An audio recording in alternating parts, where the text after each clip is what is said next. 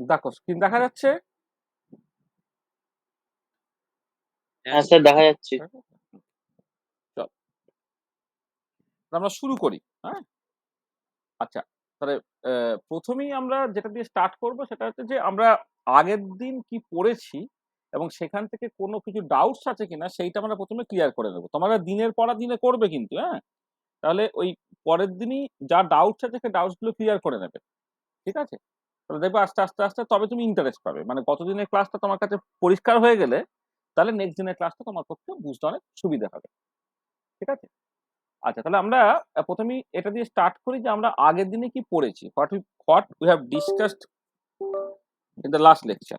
ঠিক আছে, দাঁড়া এক সেকেন্ড।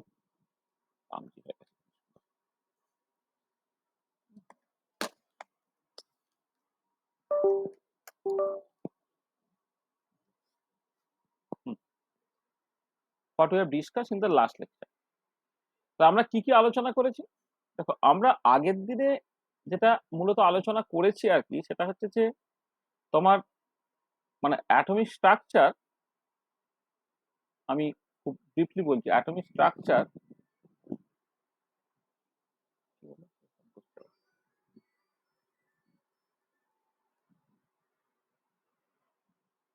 বিফোর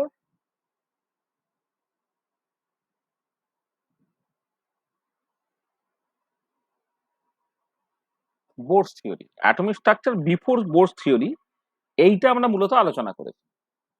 আচ্ছা, তার মধ্যে কি কি ছিল? প্রথমে আমরা আলোচনা করেছিলাম ডিসকভারি অফ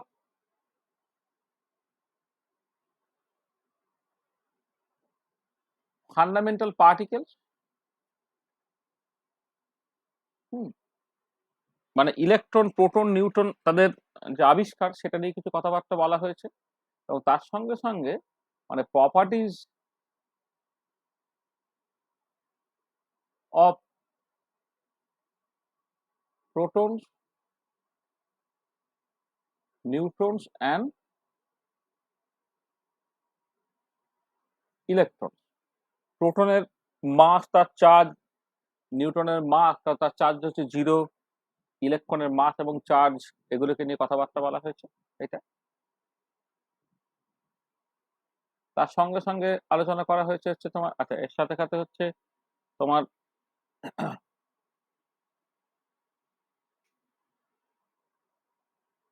আমরা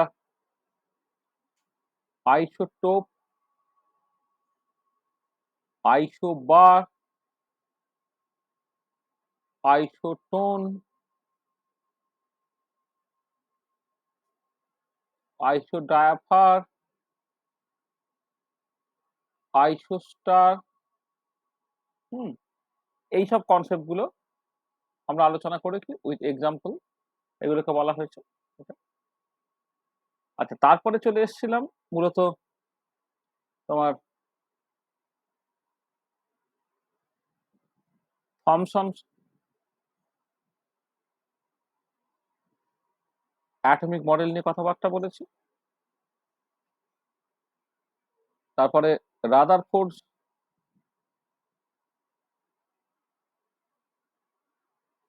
alpha scattering experiment,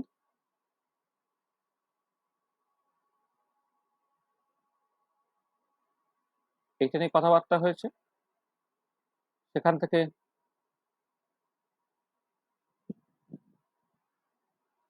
Rutherford model, যেটা রাদারফোর্ড অ্যাটমিক মডেল, সেটা নিয়ে কথাবার্তা বলা হয়েছে। এইটা আর তার সঙ্গে এরকম একটা কনসেপ্ট আমরা বলেছিলাম যে one electron atom or ions are central force problem for which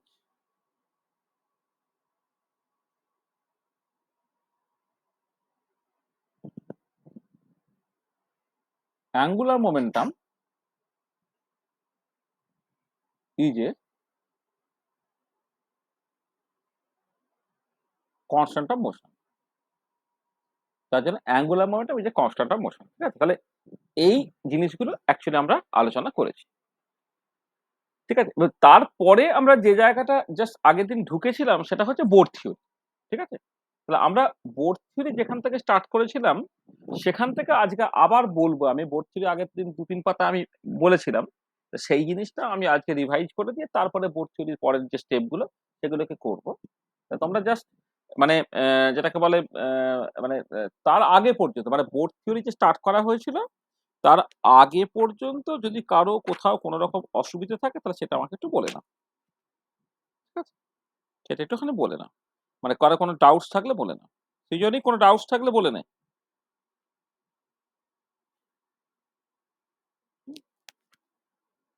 মামা ওই বালমার ফর্মুলা যেটা রয়েছে না, হুম, হ্যাঁ, ওইটা একটু বুঝতে পারছি না। বামার ফর্মুলা। আচ্ছা, ঠিক আছে। হ্যাঁ, বামার ফর্মুলাটা যেটা আছে সেটা আমি বলবো সার্টেনলি। হ্যাঁ, আর কিছু?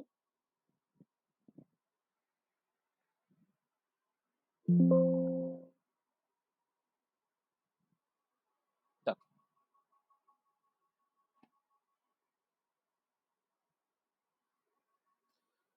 দেখো, তাহলে আমি ডাউটসটাকে ক্লিয়ার করে দিই। যার যা ডাউটস থাকবে কেউ কোনো হেজিটেট করবে না।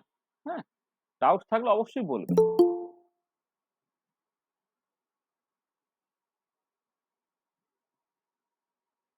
Doubts clearing. কেউ একজন মানে আসছে, একটু জয়েন করি।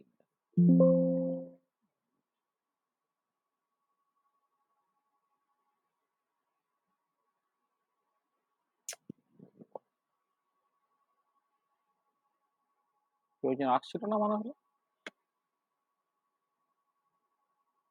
কেউ একজন জয়েন করতে চাইছিল মনে হলো। তৃষা বেড়া। আচ্ছা আচ্ছা, জয়েন করিয়ে নিয়েছে কেউ নাকি? তৃষা জয়েন করেছিস তুই? হ্যালো। হ্যাঁ কাকু, আচ্ছা, দাদা চলে এসেছে বলে জয়েন করে নিয়েছি। ঠিক আছে ঠিক আছে। হুম, ঠিক আছে। চলো। আচ্ছা, দেখো তাহলে ডাউট ক্লিয়ারিংটা একটুখানি দেখে নিই। আচ্ছা দেখো, এই যে ও হচ্ছে যেটা হচ্ছে বামার ফর্মুলা। বামার ফর্মুলা বলার থেকে ভালো হচ্ছে বামার ইকুয়েশন দাদা। বামার ইকুয়েশন, সে বামার ইকুয়েশনটা ও বুঝতে পারছে না, সেটা আমরা একটুখানি বলে নিই। বামার ইকুয়েশন। আচ্ছা দেখো, যেটা আমরা বলেছিলাম সেটা হচ্ছে 1885 সালে। ঠিক আছে? 1885 সালে বিজ্ঞানী বামার তিনি ভিজিবল রিজিয়নে, অর্থাৎ খালি চোখে দেখা যায় যেটা আর কি, ভিজিবল রিজিয়নে হাইড্রোজেন অ্যাটমের জন্য তিনি একটা লাইন স্পেকট্রা বা রেখা বর্ণালী পান। ঠিক আছে? এটা হচ্ছে 1885 সাল। ঠিক আছে? তাহলে এই যে 1885 সালে গিয়ে বামার মানে তার সময়ে তিনি মোটামুটি ভাবে 9টা লাইন পেয়েছিলেন। সেই 9টা লাইন তিনি যদি ধরো এই যে 9টা লাইন পেয়েছিলেন, সেই 9টা লাইনকে যদি তিনি পরপর করে দেখেন, সেটা হচ্ছে এরকম যে ধরো তোমার এইদিকে ওয়েভলেন্থ প্লট করা হচ্ছে, তাহলে এই লাইনগুলো পাওয়া যাচ্ছে। ধরো এখানে একটা লাইন পাওয়া গেল, এখানে একটা লাইন পাওয়া গেল, এখানে একটা লাইন পাওয়া গেল, এখানে একটা লাইন পাওয়া গেল, এবং এই দেখো দুটো পাশাপাশি মানে দুটো লাইনের মধ্যে গ্যাপ গুলো কিন্তু গ্র্যাজুয়ালি কমছে। ঠিক আছে? গ্র্যাজুয়ালি কমছে। কমছে কটা হলো? ১, ২, ৩, ৪, ৫, ৬, ৭, ৮, এই ৯টার মতো লাইন তিনি পেয়েছিলেন। দেখো পরিষ্কার বোঝা যাচ্ছে যে প্রথম দিকে এই যে যে লাইনগুলো, লাইনের মধ্যে গ্যাপ গুলো বেশি ছিল, তারপরে আস্তে আস্তে আস্তে কমছে, এবং শেষের দিকে দেখো গ্যাপ গুলো মোরাললেস কনস্ট্যান্ট হয়ে যাচ্ছে। ঠিক আছে? এবং তিনি যে প্রথম লাইনটা পেলেন সেই লাইনটার নাম দিলেন হচ্ছে এইচ আলফা লাইন। সেকেন্ড লাইনটা হচ্ছে এইচ বিটা লাইন। থার্ডটা হচ্ছে এইচ গামা লাইন। ফোর্থটা হচ্ছে এইচ ডেল্টা লাইন। মানে হাইড্রোজেন অ্যাটমের যেহেতু স্পেকট্রা, সেখান থেকে আলফা বিটা গামা ডেল্টা ইত্যাদি নাম তিনি দিলেন আর কি। ঠিক আছে? এটা। আর এবারে কথাটা হচ্ছে যে তিনি এক্সপেরিমেন্টালি কিন্তু এই প্রত্যেকটা line H alpha, H beta, H gamma প্রত্যেকটার জন্য করসপন্ডিং ওয়েভ লেন্থ তিনি কিন্তু এক্সপেরিমেন্টালি পেয়েছিলেন। মানে ওয়েভ লেন্থ গুলো তিনি মেপেছিলেন। ঠিক আছে? আর এবারে কথাটা হচ্ছে যে এই যে প্রত্যেকটা লাইনের ওয়েভ লেন্থ, সেইগুলোকে তিনি একটা পার্টিকুলার ফর্মুলা দিয়ে প্রেডিক্ট করতে পারলেন। মানে মানে actually H alpha, H beta, H gamma, H delta, এই যে হাইড্রোজেন অ্যাটমের স্পেকট্রাল লাইনগুলো, তার যে ওয়েভ লেন্থ কত বা তরঙ্গ দৈর্ঘ্য কত, সেই তরঙ্গ দৈর্ঘ্যের কিন্তু পরীক্ষালব্ধ ফলটা বা এক্সপেরিমেন্টাল রেজাল্টটা তার কাছে জানা ছিল। তিনি যেটা করছেন সেটা হচ্ছে কি এক্সপেরিমেন্টাল রেজাল্টটাকে একটা ফর্মুলা দেওয়ার চেষ্টা করছে। ফর্মুলাটা কি? তিনি যেটা বলছেন যে ধরো আমি যদি ল্যামডা এন বলে একটা কথা বলি, হ্যাঁ? মানে ধরো একটা এন এর একটা লাইন থেকে ট্রানজিশনের জন্যে করেসপন্ডিং যে ওয়েভ লেন্থটা তিনি সেটা বললেন ধরো একটা কনস্ট্যান্ট, সেই কনস্ট্যান্টটা বি লিখতে পারো, সি লিখতে পারো, যা খুশি লিখতে পারো। আমি হয়তো কখনো সি লিখছি, কখনো বি লিখছি। C into n square by N square minus 4 এরকম একটা ফর্মুলা দিয়ে তিনি লিখলেন। যেখানে এন এর ভ্যালুটা হচ্ছে তো 3 থেকে start 3, 4, 5, 6 dot dot dot dot এইটা। আর সিটা হচ্ছে একটা কনস্ট্যান্ট। এই সিটা ভ্যালু তিনি যেটা বের করলেন এই 3645.6 অ্যাংস্ট্রমের মতো, এতর মতো 3645 অ্যাংস্ট্রমের মতো তিনি হচ্ছে কনস্ট্যান্টের ভ্যালুটা পেলেন। তাহলে এইটা যেটা ব্যাপার মানে এই হচ্ছে তিনি একটা ফর্মুলা দিলেন। ধরো তুমি ধরো যদি এই wavelength for the H alpha line পেতে চাও তাহলে কি করবে তুমি? এই কনস্ট্যান্টের জায়গায় 3645.6 অ্যাংস্ট্রম তুমি বসালে, আর এখানে এন এর জায়গায় 3 বসাতে হবে 3 square divided by 3 square minus 4। এইটা যেটা বেরোবে তত অ্যাংস্ট্রম হবে তোমার এইচ আলফা লাইনের করসপন্ডিং ওয়েভলেন্থটা। ধরো এইচ বিটা লাইনের ওয়েভলেন্থ তুমি ক্যালকুলেট করতে চাইছো সেকেন্ডটা, এটা কত হবে না কনস্ট্যান্টের ভ্যালুটা একই 3645.6 অ্যাংস্ট্রম, তার সাথে গুণ হবে হচ্ছে 4 square divided by 4 square minus 4 করে উত্তরটা যত অ্যাংস্ট্রম বেরোবে তো বেরোবে। ঠিক একই রকম ভাবে wavelength for the H gamma line যদি তুমি বের করতে চাও সেটা কত বেরোবে? এই সি এর জায়গায় 3645.6 অ্যাংস্ট্রম তুমি বসালে ইনটু এইটা হচ্ছে 5 স্কোয়ার মাইনাস 4 এটা তুমি করছো সেটা তোমার অ্যাংস্ট্রমে বেরোচ্ছে অ্যান্ড সো অন। তার মানে বেসিক্যালি এই যে H alpha, H beta, H gamma, H delta এই যে বিভিন্ন স্পেকট্রাল লাইনগুলো পাওয়া যাচ্ছে তার যে ওয়েভলেন্থ, ওয়েভলেন্থটা এই ফর্মুলা থেকে বেরোবে। মানে পরস্পর লাইনগুলো পেতে গেলে এটা ধরো এইটা পেতে গেলে n ইকুয়াল টু 3 লাগবে, এইটা হচ্ছে 4 লাগবে, এটা 5 লাগবে, এটা 6 লাগবে, এটা 7 লাগবে, এটা 8 লাগবে, এটা 9 লাগবে, এটা 10 লাগবে, এটা 11 থাকবে অ্যান্ড সো অন। মানে এনটা 3 থেকে স্টার্ট। তাহলে তুমি যদি 9টা লাইন পেতে চাও সেই মতো করে এন এর ভ্যালু 3, 4, 5, 6, 7, 8 করে পরপর করে বসাবে, তাহলে ওয়েভলেন্থ গুলো পেয়ে যাবে। তাহলে এই হচ্ছে তোমার বেসিক্যালি বামার ইকুয়েশন। ঠিক আছে, বোঝা গেল? আর উচ্চারণটা যে বালমার নয় বামার, এলটা এখানে তোমার সাইলেন্ট থাকবে। ঠিক আছে, মানে বাংলায় যদি তুমি বলো বাংলায় হচ্ছে এটা তোমার এই বয়াকার লয় হসন্ত ময়াকার র এইটা কিন্তু নয়, তার বদলে কি হবে এটা বয়াকার ময়াকার র। ঠিক আছে, বামার। হ্যাঁ, বুঝতে পেরেছি। দেখো এই ডাউটটা ক্লিয়ার? আর কারো কিছু ডাউটস আছে?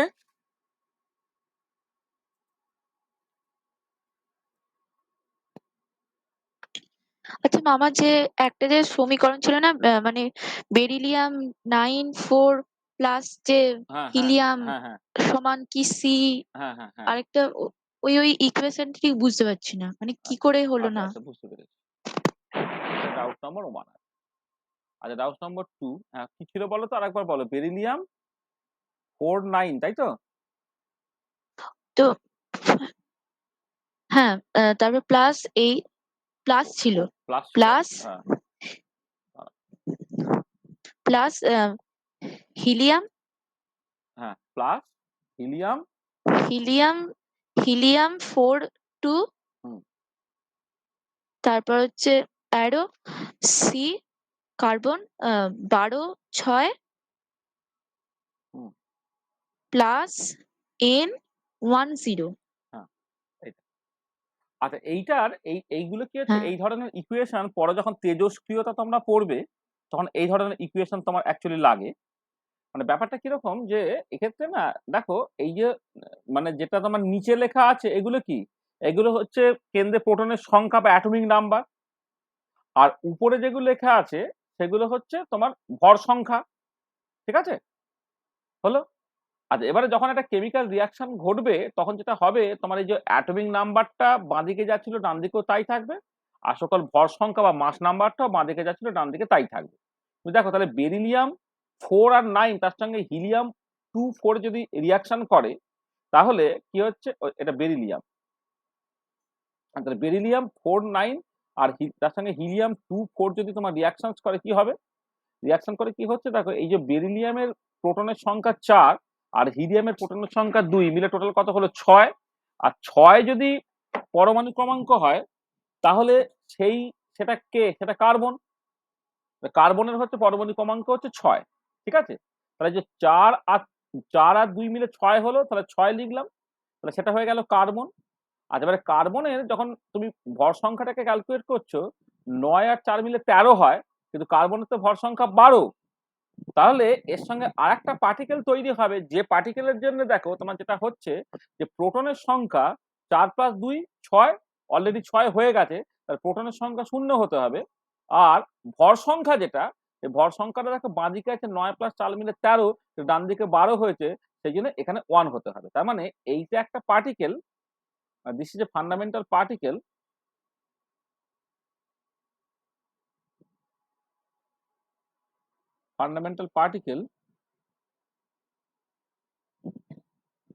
having positive charge equal to 0 আর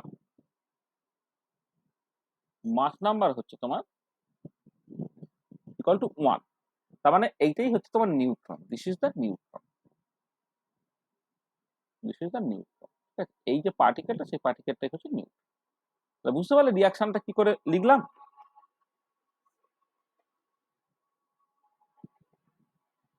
ঠিক আছে, সেই জন্যই ঠিক আছে। হ্যাঁ, বুঝতে পেরেছি। হুম, বলো আর কারো কিছু অসুবিধা আছে?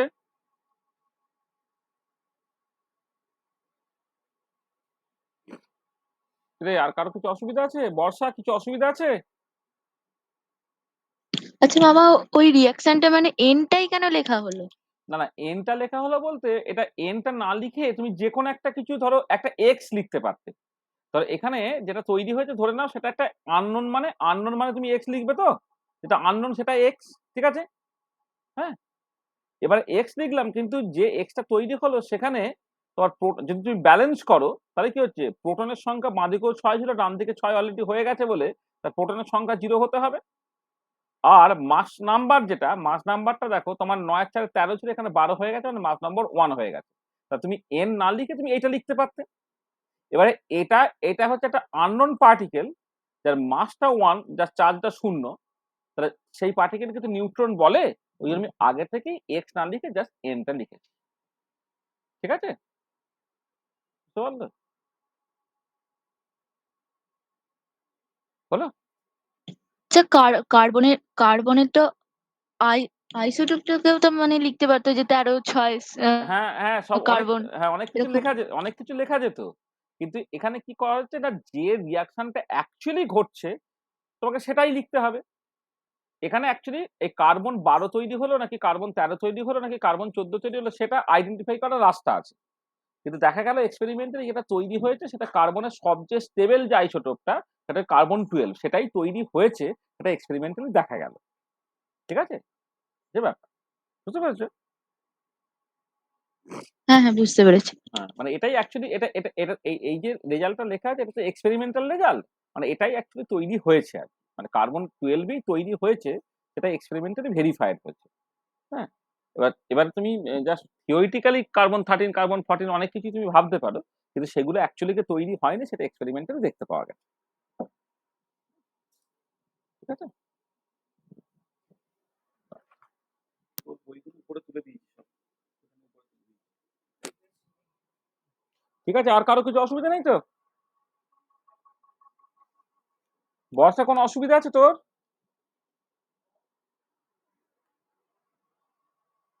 বর্ষা সঙ্গে সঙ্গে উত্তর দিবি, আমি যখন জিজ্ঞেস করবো সঙ্গে সঙ্গে উত্তর দিবি, তাহলে জানবো যে তুই না না না সঙ্গে সঙ্গে উত্তর দিলে জানবো যে তুই মানে বেসিক্যালি ক্লাসটা করার নাম করে তুই ওই মানে জাস্ট অন হয়ে ওইদিকে ঘুরে বেড়াচ্ছিস এ করে। স্যার আমার নেটওয়ার্কের প্রবলেম হচ্ছে, যেন কথাটা আসতে মানে অনেকক্ষণ লেট হচ্ছে বলে বুঝতে পারছি হুম হুম, না।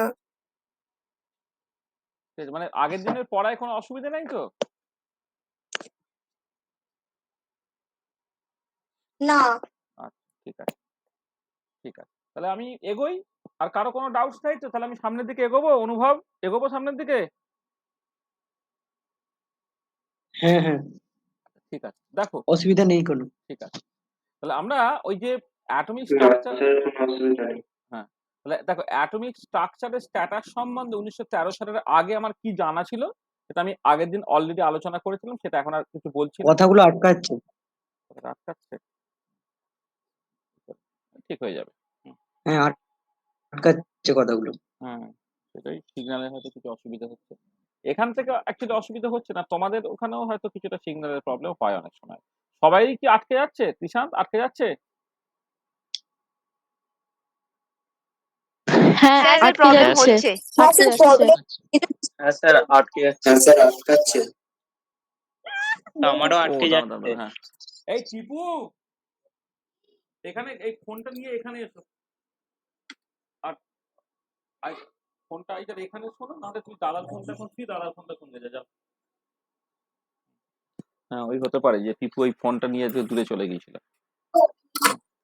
ঠিক আছে, আচ্ছা, এবারে হয়তো ঠিক হয়ে যাবে। আচ্ছা, চলো। তা দেখো, তাহলে আমরা বোর্ড থিওরি আগের দিন শুরু করেছিলাম। তাহলে বোর্ড থিওরিতে আমরা যেটা প্রথমে আগের দিন বলেছিলাম সেটা দিয়ে স্টার্ট করা যাক। সেটা হচ্ছে যে আমরা বলেছিলাম বোর্ড থিওরিটা অ্যাপ্লিকেবল ফর হাইড্রোজেন অ্যাটম আর hydrogen like one electron ion. This is important observation. সেটা হচ্ছে মানে যেটা ইম্পর্টেন্ট অ্যাকচুয়ালি ইনফরমেশন, সেটা হচ্ছে যে বোর্ড থিওরিটা হাইড্রোজেন অ্যাটম বা hydrogen like one electron ion যেমন helium plus, lithium 2 plus, barium 3 plus, sodium 10 plus, uranium 91 plus তাদের জন্য অ্যাপ্লিকেবল। আচ্ছা, এবারে এক্ষেত্রে নিউক্লিয়াস এবং ইলেকট্রনের মধ্যে যে ফোর্সটাকে কাজ করছে সেটা কুলম্বিক অ্যাট্রাকটিভ ফোর্স। সেটা আমি সিজিএস এ কেমন করে লিখবো না Z square by R square হিসেবে লিখবো। আর এসআই এ লিখবো হচ্ছে Z square by 4 pi epsilon 0 R square. এবারে সিজিএস এবং এসআই দেখবে পুরোনো বইয়ে সব সিজিএস এ লেখা আছে, নতুন বইয়ে এসআই এ লেখা আছে।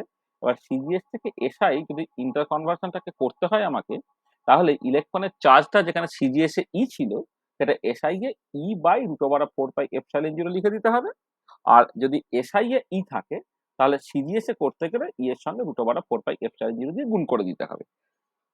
আচ্ছা, কতগুলো কনস্ট্যান্ট দেখবে আমাদের বারবার বারবার কাজে লাগবে, সেটা হচ্ছে এপসাইলন 0 যেটা হচ্ছে absolute permittivity of the vacuum, যার ভ্যালুটা হচ্ছে 8.854 into 10 to the power minus 12 coulomb square newton metre to the power minus 2। এইটা আমরা কুলম্বস ল নিয়ে কথাবার্তা বলেছিলাম। স্যার, কথাগুলো প্রচুর আটকাচ্ছে।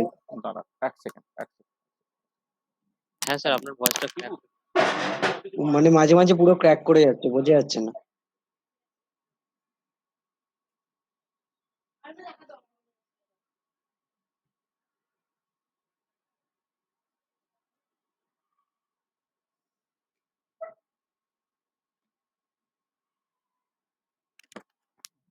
দেখ এবারে হয়তো আস্তে আস্তে ঠিক হয়ে যাবে। হ্যাঁ, আস্তে আস্তে ঠিক হয়ে যাবে। হ্যাঁ, এবার ঠিকঠাকই আসছে। হ্যাঁ হ্যাঁ, আসলে ওই মোবাইলে হচ্ছে তো, এবারে আমার ছেলে, ঠিক আছে। সে ওই মোবাইলে at the same time game খেলছে, তখন ওই ইন্টারনেটের অসুবিধাটা হয়ে যায় আর কি। না না, এবার ঠিক আসছে, হ্যাঁ এবার হ্যাঁ, পুরো ঠিক আসছে এবারে একদম। ঠিক আসবে। হ্যাঁ, ঠিক আছে, বুঝতে পেরেছি। আচ্ছা, ফোনটা নিয়ে এদিক ওদিক করছে তো ওই জন্য ওই মানে হটস্পটার কতটা কি টানবে। আচ্ছা, যেটা বললাম যে এপসাইলন 0 একটা absolute permittivity of the vacuum, তার ভ্যালুটা তোমায় মনে রাখতে হবে। Mass of electron 9.11 into 10 to the power minus 31 KG, এটাকে মনে রাখতে হবে। ইলেকট্রনের চার্জ হচ্ছে minus 1.602 into 10 to the power 19 coulomb, এটাকে মনে রাখতে হবে। আর আরেকটা জিনিস এখানে একটুখানি মনে রাখিয়ে দিই, সেটা হচ্ছে যে তোমার সি বলে একটা টার্ম তোমার আসবে, যেটা basically speed of light. Speed of light এইটা, যেটা basically 3 into 10 to the power 8 metre per second, এইটা আমার কাজে লাগবে। সেটাও একটুখানি এখানে বলে রাখছি আর কি। আর পরবর্তীকালে প্লাঙ্ক কনস্ট্যান্ট মনে লাগবে আর কি। প্লাঙ্ক কনস্ট্যান্টের ভ্যালুটা একটুখানি বলে রাখি 6.626 into 10 to the power minus 34 joule second. তার মানে এই কতগুলো কনস্ট্যান্টের ভ্যালু একটু মুখস্থ করে নেবে, ঠিক আছে? তাহলে 1 নম্বর হচ্ছে তোমার, আমি একটুখানি লাল কালি দিয়ে তোমার একটুখানি সিগনিফাই করে দিই। এটা হচ্ছে speed of light, absolute permittivity of the vacuum, ইলেকট্রনের মাস, ইলেকট্রনের চার্জ এবং প্লাঙ্ক কনস্ট্যান্ট। এই যে 5টা জিনিস, এই 5টা ইনফরমেশন একটুখানি মনে রেখে দিও, ঠিক আছে? মুখস্থ করে নিও। ঠিক আছে? আচ্ছা, আচ্ছা। এবারে যেটা বলেছিলাম যে যখন কুলম্বিক অ্যাট্রাকটিভ ফোর্সটা হচ্ছে তোমার Z²/R² হবে, CGS এ করসপন্ডিং পোটেনশিয়াল এনার্জিটা হয় -Z²/R এইটা। আর SI এ হবে -Z²/4πε0R। এখানে যে মাইনাস সাইনটা, এই মাইনাস সাইনটা ইমপ্লাই করবে যে it is an attraction. Repulsion energy যদি হয়, হ্যাঁ? বা রিপালসিভ যে পোটেনশিয়াল এনার্জি যদি হয় তাহলে সেটা পজিটিভ হয়। আর অ্যাট্রাকটিভ পোটেনশিয়াল এনার্জি তোমাকে নেগেটিভ দিয়ে রিপ্রেজেন্ট করতে হয়। আচ্ছা, আরেকটা যেটা বলেছিলাম যে এই যে পোটেনশিয়াল, এই পোটেনশিয়ালটাকে স্ফেরিক্যালি সিমেট্রিক পোটেনশিয়াল বলে। তার কারণটা হচ্ছে যে তুমি যদি একটা RDDS এর স্ফিয়ার কনসিডার করো, তাহলে RDDS এর স্ফিয়ারের সর্বত্র এই পোটেনশিয়াল এনার্জিটা কনস্ট্যান্ট থাকছে। এখানে একে বলা হবে তোমার স্ফেরিক্যালি সিমেট্রিক পোটেনশিয়াল। ঠিক আছে? তাহলে এই পর্যন্ত ইনফরমেশন আমরা আগের দিন দিয়েছিলাম। এটা। আচ্ছা, এবারে আমরা অ্যাকচুয়ালি স্টার্টটাকে করছি এরকম একটা জায়গা থেকে যে আমরা বোরের যে 3টে ইম্পোর্টেন্ট পস্টুলেটস আছে সেই 3টে ইম্পোর্টেন্ট পস্টুলেট দিয়ে আমরা স্টার্ট করব। তাহলে আজকে যেখান থেকে স্টার্ট হবে সেটা হচ্ছে এই। তাহলে আমরা প্রথমে শুরু করছি পস্টুলেটস।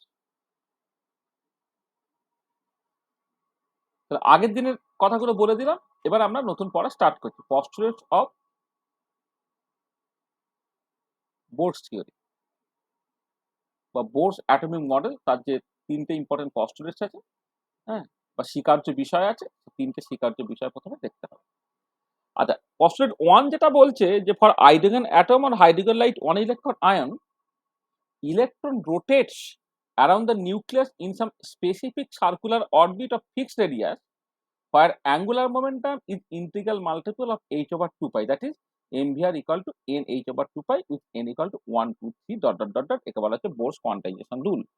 তাহলে প্রথম কি হলো না, প্রথম যেটা বলা হচ্ছে সেটা হচ্ছে এই যে নিউক্লিয়াসকে কেন্দ্র করে যে কোনো ব্যাসার্ধের বৃত্তাকার কক্ষপথে ইলেকট্রনটা ঘুরতে পারছে না। কতগুলো নির্দিষ্ট ব্যাসার্ধের বৃত্তাকার কক্ষপথে ইলেকট্রনটা ঘুরবে, যেখানে ঘুরলে নাকি তার অ্যাঙ্গুলার মোমেন্টামটা h/2 পাই এর ইন্টিগ্রাল মাল্টিপল হবে, অর্থাৎ mvr equal to n h/2 pi হবে। এটা যে প্রথম পস্টুলেট। আচ্ছা, সেকেন্ড যে পস্টুলেটটা, this is very very important, সেটা হচ্ছে এই যে যে রাদারফোর্ড মডেলের যেটা one of the important defect ছিল সেটা হচ্ছে এই যে নিউক্লিয়াসকে কেন্দ্র করে ইলেকট্রন যখন ঘুরছে তখন সে রেডিয়েশন ছাড়ছে বা এনার্জি ছাড়ছে বলে 10⁻⁸ সেকেন্ডের মধ্যে তার রেডিয়াসটাকে কমিয়ে একটা স্পাইরাল মোশন নিয়ে নিউক্লিয়াসকে যে ধাক্কা দিচ্ছে, অর্থাৎ অ্যাটমিক স্ট্রাকচারটা কোলাপস করে যাচ্ছে। ঠিক আছে? সেটা যদি আটকাতে হয় তাহলে বোরকে একটা ইম্পর্টেন্ট অ্যাজাম্পশন বা পস্টুলেট নিতে হলো, সেটা হচ্ছে এই যে orbits R stationery. This means in a particular orbit the electron neither absorb nor emit energy. তাহলে এই যে স্টেশনারি কথাটার মানেটা হচ্ছে যে ওই অরবিটে যদি কোনো একটা ইলেকট্রন থাকে সে এনার্জি অ্যাবজর্বও করছে না, এনার্জি এমিটও করছে না। ঠিক আছে? এইটা। আর থার্ড ইম্পর্টেন্ট পস্টুলেট যেটা, সেটা হচ্ছে যে the electron may be excited to higher energy level by absorbing a fixed amount of energy, or it may decay to lower energy level by emitting a fixed amount of energy। এবং কতটা পরিমাণ energy নেবে বা দেবে সেটা হচ্ছে delta ইটাকে তুমি just H new বলতে পারো। মানে এইচ নিউ অ্যামাউন্টের এনার্জি নিয়ে সে একটা লেভেল থেকে আপার লেভেলে চলে যেতে পারে, আবার এইচ নিউ অ্যামাউন্টের এনার্জি ছেড়ে দিয়ে সে আপার লেভেল থেকে লোয়ার লেভেলের মধ্যে চলে আসতে পারে। তোমাকে এইটা অ্যালাউ করতে হবে। এই অ্যালাউটা যদি তুমি না করো তাহলে তুমি স্পেক্ট্রা পাবে না। তুমি যদি মনে করো যে যে একটা লেভেল থেকে আরেকটা লেভেল ট্রানজিশন ফানজিশন কিছুই হয় না, যদি না হয় তাহলে সে এনার্জি অ্যাবজর্বও করবে না, এনার্জি এমিটও করবে না, অর্থাৎ তুমি কোনো স্পেক্ট্রা পাবে না। কিন্তু হাইড্রোজেন অ্যাটমের জন্য এক্সপেরিমেন্টাল স্পেক্ট্রা দেখতে পাওয়া যায়, বা হাইড্রোজেন লাইক 1 ইলেকট্রন আয়নের ক্ষেত্রে এক্সপেরিমেন্টাল স্পেক্ট্রা দেখতে পাওয়া যায়। তো এইটা অ্যাকচুয়ালি ইন্ডিকেট করছে যে যদি তোমাকে ফিক্সড অ্যামাউন্টের তুমি এনার্জি পেতে পারো তাহলে কিন্তু তোমার জাস্ট মানে ট্রানজিশন করে একটা লেভেল থেকে আরেকটা লেভেলে চলে যেতে পারে, আবার নির্দিষ্ট পরিমাণ এনার্জি ছেড়ে দিয়ে সে আপার লেভেল থেকে লোয়ার লেভেলে নেমে আসতে পারে। তাহলে এই 3টে হচ্ছে বোরের করসপন্ডিং স্বীকার্য বিষয় বা বোর থিওরি স্বীকার্য বিষয়, বা ইংরেজিতে বলবো পস্টুলেট অফ বোর থিওরি। ঠিক আছে? তাহলে এই যে 3টে পস্টুলেটের স্টেটমেন্ট বলা হয়েছে, সেই স্টেটমেন্ট দুটো তোমার কাছে পরিষ্কার? স্টেটমেন্ট গুলোর মানে বুঝতে কোনো অসুবিধা আছে?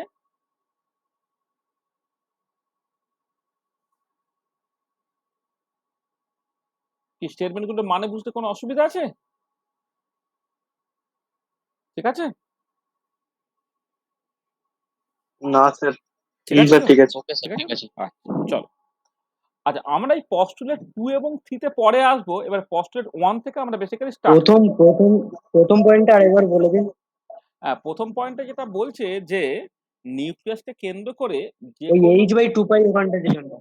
হ্যাঁ, এইটা ফর দ্য টাইম বিং তুমি মনে করো যে এটা একটা এই যে পস্টুলেটস মানে হচ্ছে এর কোনো সকল ডেরিভেশন নেই। মানে এখন ফর দ্য টাইম বিং এটা মেনে নাও যে ধরো এর কোনো ডেরিভেশন নেই। যে কেন অ্যাঙ্গুলার মোমেন্টামটা মানে প্রথম কথা হচ্ছে যে আমার এখানে অনেকগুলো প্রশ্ন আমার মনে পরে জাগবে। আমি কিছুটা করে নেওয়ার পরে সেটা বলবো যে প্রথম কেউ ভাবতে পারে যে এখানে অ্যাঙ্গুলার মোমেন্টামটা কি টার্গেট করলো কেন? তারপরে অ্যাঙ্গুলার মোমেন্টামটা কনস্ট্যান্ট কেন? অ্যাঙ্গুলার মোমেন্টামটা কোনো একটা নির্দিষ্ট ভ্যালু তার ইন্টিগ্রাল মাল্টিপলই কেন হলো? বা সেই যে ভ্যালুটার ইন্টিগ্রাল মাল্টিপল সেটা h/2 পাই বা কেন? তাহলে এই যে এখানে কিন্তু অনেকগুলো কেন আছে। ঠিক আছে? সেই কেনর মধ্যে আমি এখন যাচ্ছি না। আমি তাহলে যেটা করতে হবে যে মানে সেইটা করতে গেলে আমাকে আরেকটুখানি মানে পরিশ্রম করে ব্যাপারটাকে করব। আমি সেটা সাডেনলি করব। কিন্তু আমি এক্ষুনি ওটায় আসছি না। এখন তুমি এটাকে ভাবো এটা একটা পস্টুলেট মানে হচ্ছে যার প্রুফ নেই, যার প্রমাণ নেই, এটাকে সাজেস্ট করা বা ধরে নেওয়া টাইপের আরকি।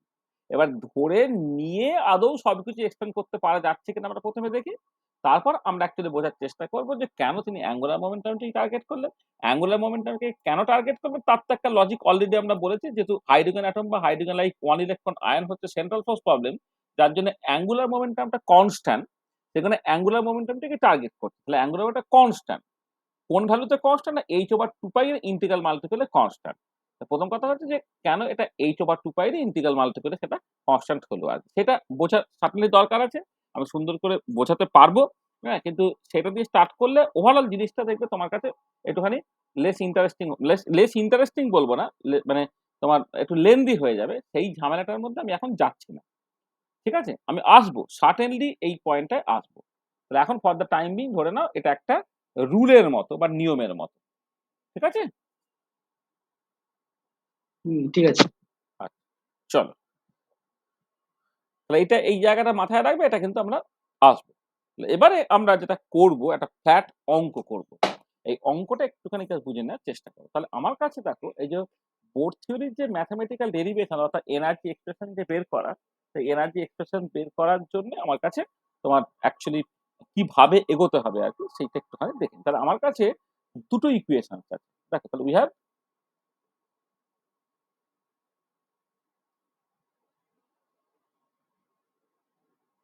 Two equation. কি সেটা? একটা হচ্ছে সার্টেনলি অ্যাঙ্গুলার মোমেন্টটা mvr হচ্ছে n h/2 pi with n equal to 1, 2, 3 dot, dot, dot, dot. এইটা একটা ইকুয়েশনস আছে।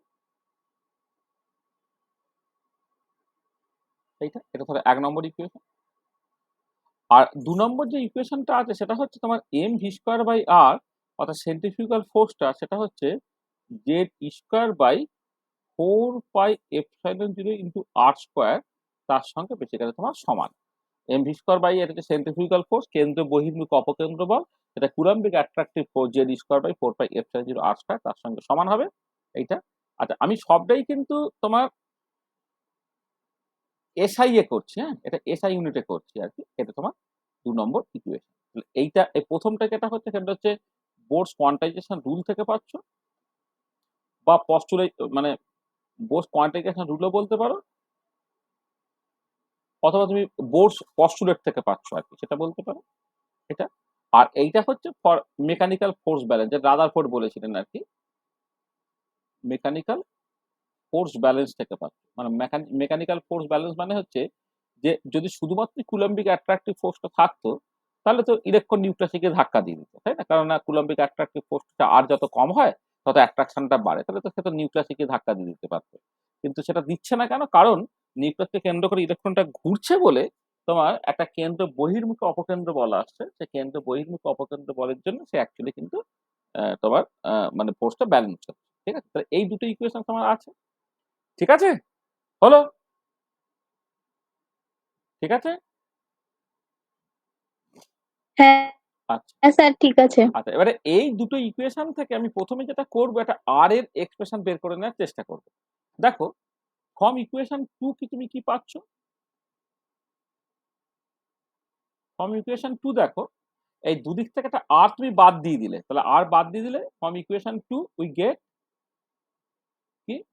না এম ভি স্কোয়ার এইটা হয়ে যাচ্ছে তোমার Z square by 4πε0 into R, এইটা ঠিক আছে।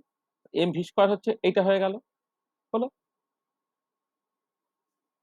মানে আমি জাস্ট কিছু একটা আর বাদ দিয়ে দিচ্ছি, তাহলে একটা বার বাদ দিলে পড়ে থাকে জেড স্কোয়ার বাই 4πε0 আর। আচ্ছা, তো ভালো। তাহলে এবারে দেখো এখানে এম লিখলে তুমি, আচ্ছা এবারে তুমি এখান থেকে দেখো এই যে ইকুয়েশন থেকে ভিটাকে, এই যে ভিটাকে তুমি কি লিখছো কি না এন এইচ বাই 2π যেমন ছিল, আমি এই যে 1 নম্বর ইকুয়েশন থেকে আমি ভিটাকে রিপ্লেস করব। তা ভিটাকে রিপ্লেস করলে ভিটা কত হবে, এন এইচ ওভার 2π যেমন আছে আছে, তার সঙ্গে একটা এক্সট্রা ভাগ হয়ে গেল, সেটা হচ্ছে এম ইন্টু আর, এটা ভাগটা হয়ে গেল তার স্কোয়ার, এইটা। This is actually equal to Z square by 4πε0 into R, এইটা। এটা কোথা থেকে পেলে না, এটা হচ্ছে তোমার ফ্রম ইকুয়েশন 1 থেকে তুমি পেলে এটা। আচ্ছা এবার এটা একটুখানি কাটাকাটি করে নেওয়ার চেষ্টা করো, তো দেখো কাটাকাটি করতে পারছো কিনা। আমি তোমাদের জন্য বাচ্চাদের মতো করে করছি। এম এটা হলো, এটা এন স্কোয়ার এইচ স্কোয়ার হলো, এইটা হচ্ছে 4 হলো, এটা পাই স্কোয়ার হলো, এটা এম স্কোয়ার হলো, এটা আর স্কোয়ার হলো, এইটা। This is actually equal to Z square by 4πε0 R হলো। আচ্ছা এবার কি কি কাটছে দেখো, এখানে এম আছে আর এম স্কোয়ার আছে, তাহলে এম এর সঙ্গে এই স্কোয়ার পার্টটা শুধুমাত্র কেটে গেল। আর এই 4 এর সঙ্গে এই 4 তোমার কেটে গেল, এই আর এর সঙ্গে একটা আর পার্ট কেটে চলে গেল, এই পাই এর সঙ্গে এই পাই স্কোয়ার পার্টটা কেটে চলে গেল। তাহলে আমি একবার লিখে নিই প্রথমে, তাহলে বাঁদিকে পড়ে থাকছে এন স্কোয়ার এইচ স্কোয়ার, নিচে পড়ে থাকছে কত পাই এম ইন্টু আর, পাই এম ইন্টু আর, আর ডান দিকে পড়ে থাকছে কি শুধুমাত্র জেড স্কোয়ার। তাহলে এইখান থেকে তুমি যদি আর এর এক্সপ্রেশনটাকে বের করে নাও, সেটা কত পড়ে থাকছে না n square H square by pi M Z square. তাহলে আটটা হয়ে গেল। স্যার এপসাইলন নটটাও তো থাকছে। হ্যাঁ, এপসাইলন নটটা থাকছে, এপসাইলন নটটা ডান দিকে থাকছে, বলো জেড স্কোয়ার বাই এপসাইলন 0 থাকে, pi M Z square pi epsilon. দাঁড়া এক সেকেন্ড,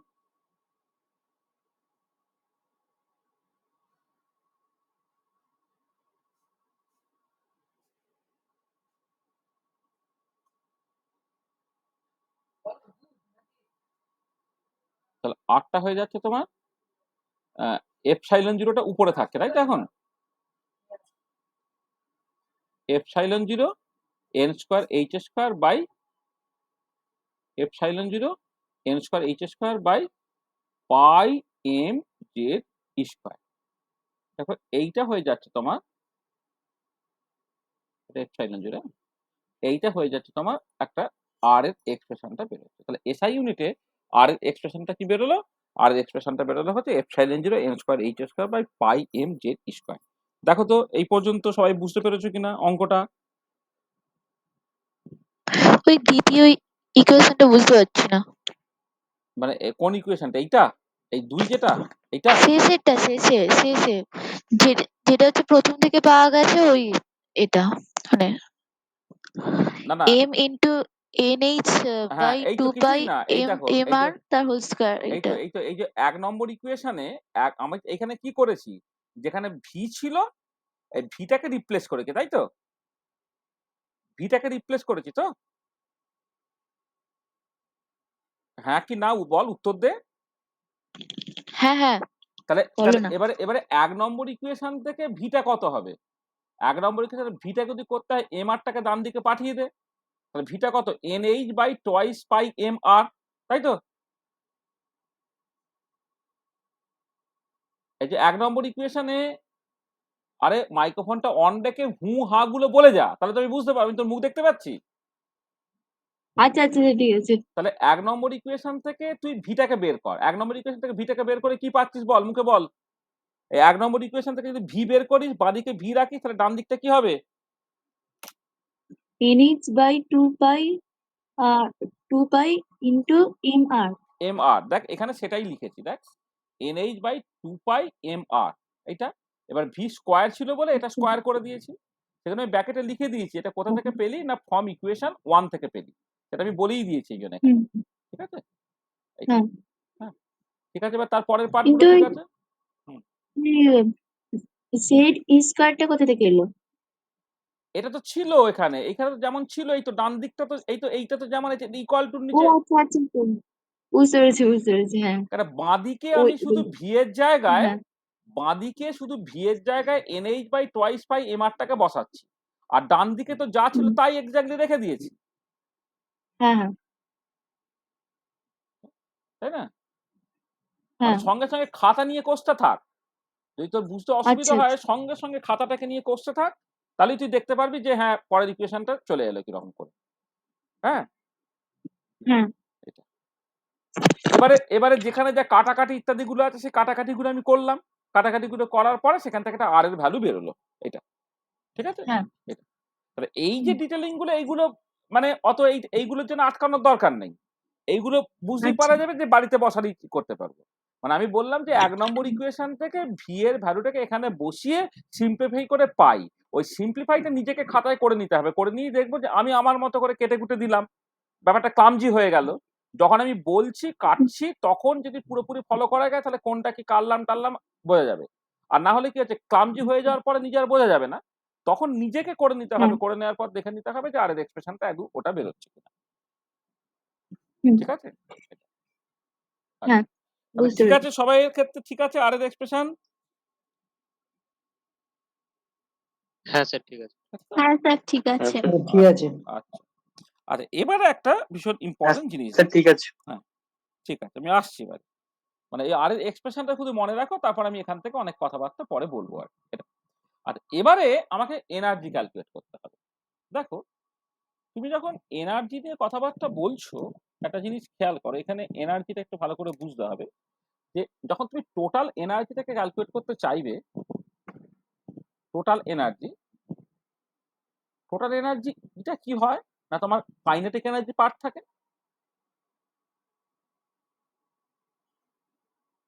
কাইনেটিক এনার্জি থাকবে, তার সাথে কি থাকবে না পোটেনশিয়াল এনার্জি।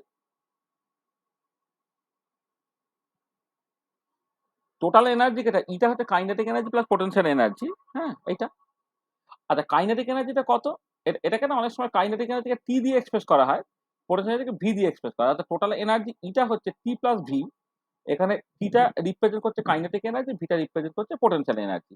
অথবা কেউ এটাকে এরকম ভাবে লেখে, ইটাকে কেউ লিখতে পারে kinetic energy plus potential energy, যে যেরকম কিছু লিখলো আর কি, ঠিক আছে। আচ্ছা এবারে কাইনেটিক এনার্জিটা কত হবে না, কাইনেটিক এনার্জি সবসময় কি হয় হাফ এম ভি স্কোয়ার, মানে গতিশক্তি, যে কোনো একটা পার্টিকেলের গতিশক্তি সেটা সবসময় half m into v square হয়, মানে হাফ, এটা হচ্ছে মাস ইন্টু ভেলোসিটিটা স্কোয়ার, এটা হচ্ছে কাইনেটিক এনার্জি হয় হাফ এম ভি স্কোয়ার এটা।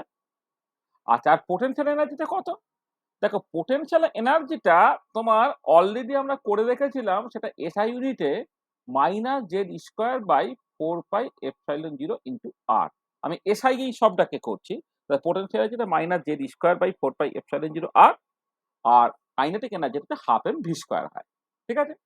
আচ্ছা এবারে এই হাফ এম ভি স্কোয়ারটা তুমি দেখো, এই যে তোমার 2 নম্বর ইকুয়েশনে এম ভি স্কোয়ারটা কত হবে না, 2 নম্বর ইকুয়েশন থেকে এম ভি স্কোয়ারটা হবে একটা আর কেটে গেলে Z square by 4πε0 into R, half M V স্কোয়ারটা কত হবে, হাফ এম ভি স্কোয়ারটা হবে তোমার Z square by 8πε0 into R minus potential এনার্জিটা যেমন আছে minus Z square by 4πε0 into R. এটা কোথা থেকে পেলে না, পেলে হচ্ছে ফ্রম ইকুয়েশন তোমার 2। তাহলে ইকুয়েশন 2 থেকে ভালো করে খেয়াল করো, এই যে ইকুয়েশন 2 থেকে তুমি যদি এম ভি স্কোয়ারটাকে বের করো কি হবে, এই আর আর আর স্কোয়ার কেটে গেল, করে একটা আর রয়ে গেল, তাহলে এম ভি স্কোয়ারটা হয়ে যাবে জেড স্কোয়ার বাই 4πε0 আর, আর হাফ এম ভি স্কোয়ার করলে কি হবে, এই নিচের 4টা জাস্ট বেসিক্যালি 8 হয়ে গেল, তার মানে কি হলো, এটা হয়ে গেল হচ্ছে জেড স্কোয়ার বাই 8πε0 আর, ঠিক আছে এইটা।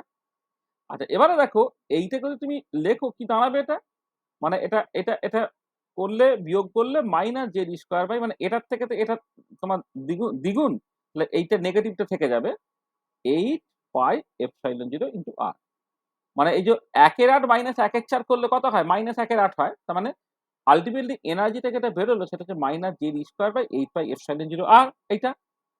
আচ্ছা এবারে তুমি এক কাজ করো, এটা জেড স্কোয়ার আছে, 8 পাই এপসাইলন 0 আছে, আর আরটা আমি অলরেডি বের করে নিয়েছি। এই যে এখানে ধরো এই ইকুয়েশনটাকে তুমি নাম দাও 3 নম্বর ইকুয়েশন। তাহলে এখান থেকে আরটা epsilon 0 n square h square by pi m z square সেটা আমি বসিয়ে দিচ্ছি। আরটাকে যদি বসাই তাহলে এখানে pi m z square by হচ্ছে তোমার epsilon 0 n square h square. এইটা মানে এখানে তো আটটার নিচে ছিল, আটটার নিচে ছিল, নিচে থাকলে নিচে থাকবে epsilon 0 n square h square, উপরে চলে যাবে পাই m z স্কয়ার। এটা তুমি বসিয়ে দিলে, তাহলে এনার্জিটা দেখো একটা এন এর উপর ডিপেন্ড করে গেল। বা এখানেও তুমি যদি দেখো এখানে আটটা কিন্তু সকাল এই এন এর উপর ডিপেন্ড করেছে, মানে আমি সাফিক্স হিসেবে এনটাকে লিখে রাখছি। তাহলে এখানেও দেখো এনার্জিটা এন এর উপর ডিপেন্ড করেছে, এবং সিম্পলিফাইটা করলে কি দাঁড়াচ্ছে দেখো তোমার বেসিক্যালি এই যে পাই পাই একটা কেটে যাবে, তার মানে উপরটা হয়ে গেল M Z square E to the power 4, আর নিচে থাকছে কত 8 8 সরি 8 এটা কেটে গেছে।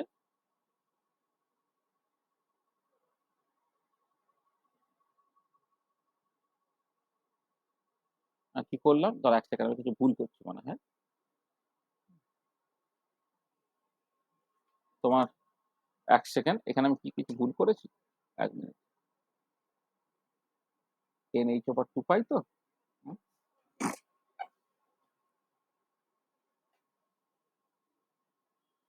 পাই স্কয়ার একটা পাই তো ছিল নাকি, N square H square pi M R এটা, হ্যাঁ হ্যাঁ ঠিক আছে। তাহলে এটা হয়ে যাচ্ছে তোমার একদম, তাহলে 8 epsilon 0 square N square H square. মানে তোমার পাই পাই গুলো দেখো, উপরে পাই একটা আছে, নিচে পাই একটা তোমার কেটে চলে গেল। এই যে পাই আছে, এই পাই আছে কেটে চলে গেল, তাহলে পাই পার্টটা পুরো বাদ চলে গেল। পাই পার্টটা বাদ চলে গেলে পড়ে থাকছে হচ্ছে তাহলে 8 এপসাইলন 0 স্কয়ার, এই যে এপসাইলন 0 মিলে epsilon 0 square N square H square. দেখো এইটা আমার এনার্জি এক্সপ্রেশন বেরিয়ে গেল। এই যে অঙ্কটাকে করলাম, এই অঙ্কটা বুঝতে যদি কারো অসুবিধা হয় বলো। তাহলে এই যে এনার্জির এক্সপ্রেশনটা আমি যেভাবে বের করলাম, সেটা কি কারো কিছু বুঝতে অসুবিধা আছে? তাহলে সেটা বলো।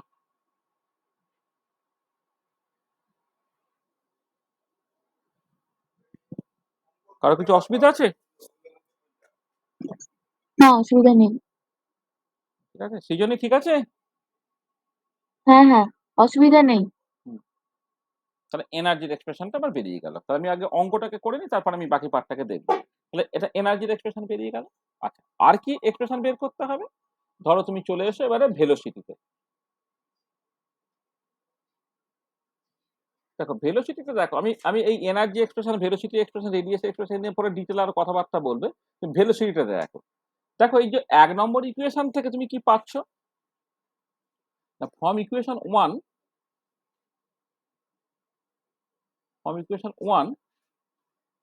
এটা হয়ে যাচ্ছে তোমার n h ওভার 2 পাই, তার সঙ্গে একটা এম আর ভাগ হয়ে যাচ্ছে। এই যে ইকুয়েশন 1 এ কি ছিল তোমার M V R equal to N H over 2 pi, তাহলে ভিটা কত হবে N H by twice pi M R, সেটাই লিখেছি টোয়াইস পাই এম আর। এই ইকুয়েশন গুলোর নাম্বার দিয়ে দিই, এটা কাজে লাগবে পরে। এটা তোমার 4 নম্বর ইকুয়েশন। আর তাহলে N H by twice pi M R এইটা। আচ্ছা, এখানে N H by twice pi M যেমন আছে আছে। আচ্ছা, আটটা তুমি ইকুয়েশন 3 থেকে বসিয়ে দাও। আটটা ইকুয়েশন 3 থেকে বসালে কি হচ্ছে epsilon 0 N square H square. তাহলে এখানে নিচে আছে তো, তার মানে epsilon 0 N square H square, আর উপরে থেকে যাচ্ছে কত, উপরে হচ্ছে এখান থেকে ফেলে যাচ্ছে পাই এম জেড স্কয়ার। তাহলে তোমার পাই এম জেড স্কয়ার। তাহলে দেখো কি কি কেটে যাচ্ছে খেয়াল করে দেখো। এই দেখো এই পাই কেটে চলে গেল, একটা এম কেটে চলে গেল, N H R N square H square কেটে গেল, মানে এন এইচ আর স্কয়ার গুলো কেটে চলে গেল, পাই এম কেটে গেল। তার মানে উপরে পড়ে থাকছে শুধুমাত্র জেড স্কয়ার, আর নিচে পড়ে থাকছে কত 2 এপসাইলন 0 এন ইন্টু এইচ। এইটা এইটা হচ্ছে, তাহলে দেখো কি থাকছে এখানে Z square by 2 epsilon 0 n into h. এইটা হচ্ছে ভেলোসিটির এক্সপ্রেশন বা স্পিডের এক্সপ্রেশন বেরোচ্ছে ভিএন, যেটা হচ্ছে এই Z square by 2 epsilon 0 n into H.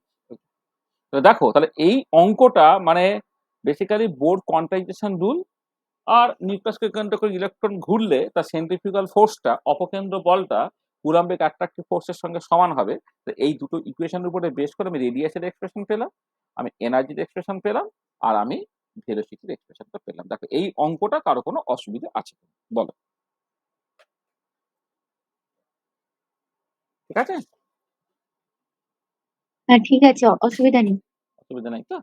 তো এই অঙ্কটুকু আমি প্রথমে করে দিলাম। আচ্ছা, এবারে এই গুলোকে নিয়ে আমাকে ডিসকাশন করতে হবে যে ভেলোসিটি, হ্যাঁ, তোমার এনার্জি, তারপরে রেডিয়াস, এই এক্সপ্রেশন গুলো নিয়ে আমার কথাবার্তা বলতে হবে। আচ্ছা, এইখানে একটা ইম্পর্টেন্ট পয়েন্ট একটুখানি বলে নিই আমি। ভীষণ ইম্পর্টেন্ট পয়েন্ট একটা, মানে অ্যাডিশনাল একটা ইম্পর্টেন্ট পয়েন্ট একটুখানি বলে নিই, যেটা ভীষণ ইম্পর্টেন্ট পয়েন্ট, যে একটা ভেরি ভেরি ইম্পর্টেন্ট একটা, মানে মানে আমি অন্যভাবে বলতে গেলে এটাকে আমি এরকম একটা নাম দিচ্ছি, যেটা হয়তো তোমাদের মানে একটু অ্যাডভান্স লেভেলের জিনিসপত্র না, আমি কিছু কিছু জিনিস বলবো, সেটাকে আমি নাম দিচ্ছি এ আর বলে। এ আর এর ফুল ফর্ম কি? Advance resources. মানে যখনই আমি কিছু জিনিসপত্র বলবো যে জিনিসটা হয়তো তোমার মানে বোর্ড এক্সাম বা নিটের জন্য লাগবে না, এটা হচ্ছে তোমার যারা যেই অ্যাডভান্স দেবে বা যেই মেন দেবে তাদের জন্য লাগবে, সেগুলোকে না আমি জাস্ট এ আর এরকম নাম দিয়ে বলবো আর কি, অ্যাডভান্স রিসোর্স। Advance resource. দেখো, এই অ্যাডভান্স রিসোর্সের মধ্যে একটা জিনিস আমি একটুখানি বলে নিই, সেটা হচ্ছে যে একটা ইম্পর্টেন্ট ইকুয়েশন আছে যাকে বলা হয়, বা থিওরেম আছে যাকে বলা হয় ভিরিয়াল থিওরেম।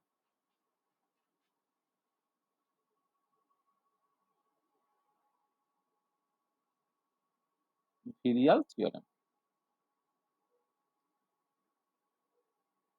আচ্ছা, ভিরিয়াল থিওরেম জিনিসটা কি? এটা বলছে এরকম, যদি এমন হয় যে if the potential energy can be written as energy can be written as, ধরো ভিটা যেটা আর এর ফাংশন, সেটা ধরো আমি বললাম A into R to the power S, এরকম দেখতে, যেখানে এ অ্যান্ড এস আর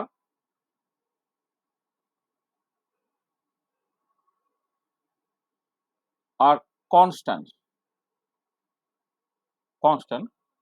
তখন যেটা হবে then 2 into average of kinetic energy হবে হচ্ছে S into average of potential energy. এইটা, এই থিওরেমটাকে বলা হয় ভিরিয়াল থিওরেম। মানে যদি পোটেনশিয়াল এনার্জিটাকে, স্থিতিশক্তিটাকে তুমি, যেটা ধরো আর এর ফাংশন, আর এর উপর ডিপেন্ড করে, সেটা আর টু দি পাওয়ার এস তার প্রপোর্শনাল হিসেবে লিখতে পারো।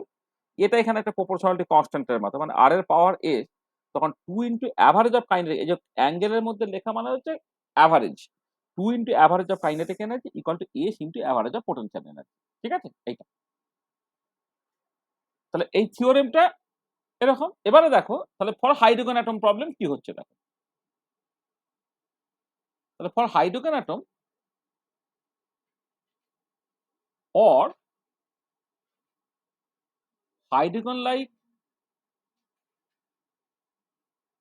one electron ions,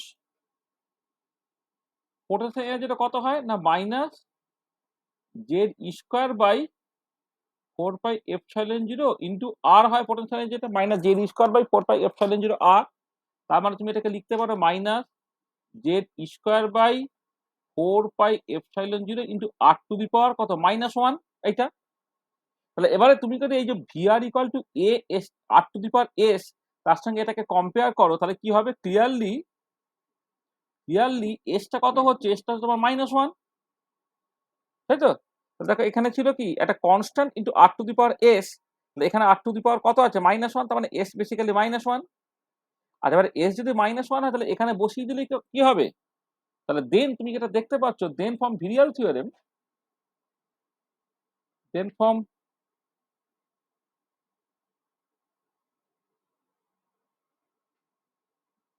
virial theorem কি হবে? 2 into average of kinetic energy equal to minus of potential energy.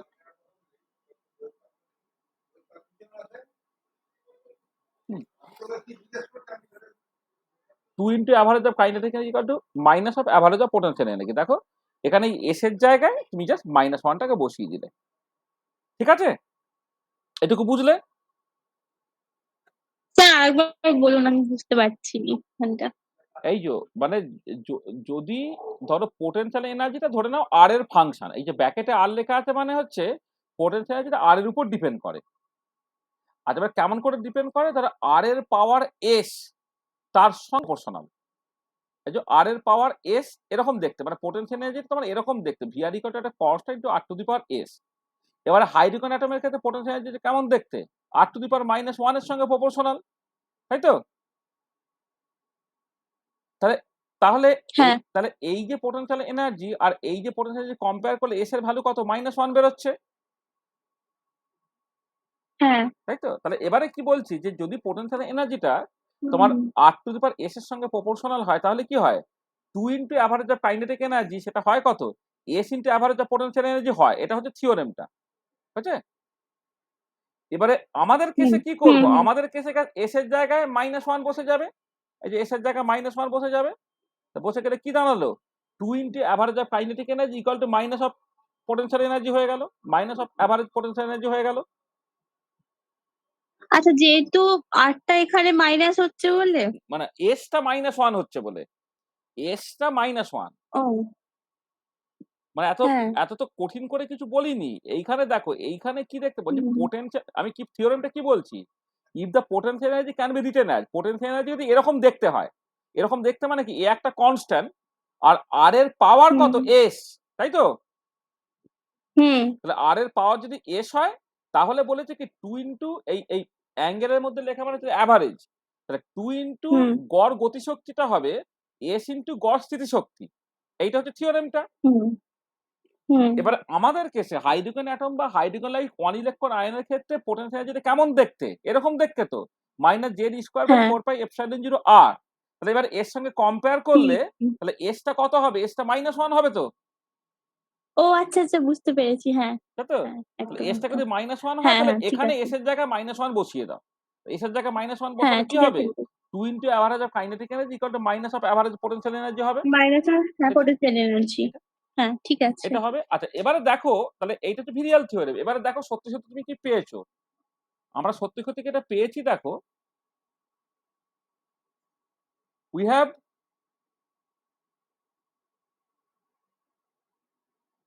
already obtained, দেখো obtain পোটেনশিয়াল এনার্জিটা কত পেয়েছি বলতো, -z²/4πε0 ইন্টু আর পেয়েছি। দেখো এখানে, এইখানে দেখো পোটেনশিয়াল এনার্জি যেটা লিখে রেখেছিলাম না, এই দেখো পোটেনশিয়াল এনার্জিটা কত, -z²/4πε0 আর, এইটা। আচ্ছা আর কি, আর কাইনেটিক এনার্জিটা আমরা কত পেয়েছি, দেখো আমরা পেয়েছি z²/8πε0 ইন্টু আর। দেখো কাইনেটিক এনার্জি এখানে বের করলাম, এই যে 12 mv², সেটা কত, z²/8πε0 ইন্টু আর, তাইটা? আচ্ছা তাহলে ভি এর অ্যাভারেজ ক্যালকুলেট করলে কত হবে, এই জিনিস তো কনস্ট্যান্ট, -z²/4πε0 কনস্ট্যান্ট, এটা 1/r এর অ্যাভারেজ হয়ে গেল। আর এখানে অ্যাভারেজ অফ কাইনেটিক এনার্জি করলে কত হবে, আবার ঠিক একই রকম ভাবে z²/4πε0টা এটা তোমার কনস্ট্যান্ট হয়ে গেল ইন্টু 1/r এর অ্যাভারেজ হয়ে গেল। এই তো সরি 4 না, এটা 8, এটা হয়ে যাচ্ছে 8 এটা। এবার এই দুটো কম্পেয়ার করো, দেখো কম্পেয়ার করে তুমি কি দেখতে পাচ্ছ clearly, 2 into average of kinetic energy, মানে এইটার সঙ্গে 2 যদি গুণ করে দাও, তো 2 আর কেটে নিচে 4 হয়ে যাচ্ছে, দেখো এইটার সঙ্গে সমান হয়ে যাচ্ছে, minus of average of potential energy তার সঙ্গে তোমার সমান হয়ে যাচ্ছে, তাই না? এইটা ঠিক আছে। এখানে 2 ইন্টু কেন করলে, বুঝতে পারছি না। না না তুই, আরে বাবা এই তো পোটেনশিয়াল এনার্জির এই তো এক্সপ্রেশন দেওয়া আছে, আর কাইনেটিক এনার্জি এই তো এক্সপ্রেশন দেওয়া আছে। তাহলে এখানে কি আছে, এখানে নিচে 4 আছে, এখানে নিচে 8 আছে, তাই তো?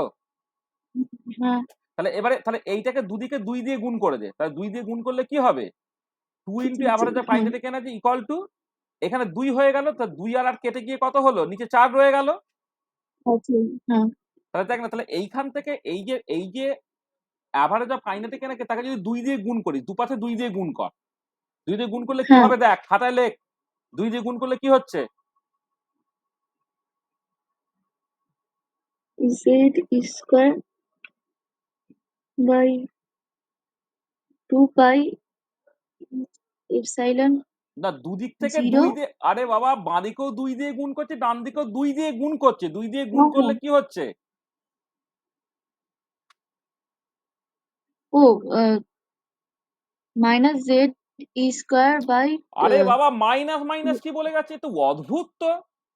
আরে আচ্ছা আচ্ছা এই তো এক্সপ্রেশনটা এই ইকুয়েশনের দুদিক থেকে 2 দিয়ে গুণ কর, বাঁ দিকেও 2 দিয়ে গুণ কর, ডান দিকেও 2 দিয়ে গুণ কর, কি হয়? Z square by 4 pi epsilon 0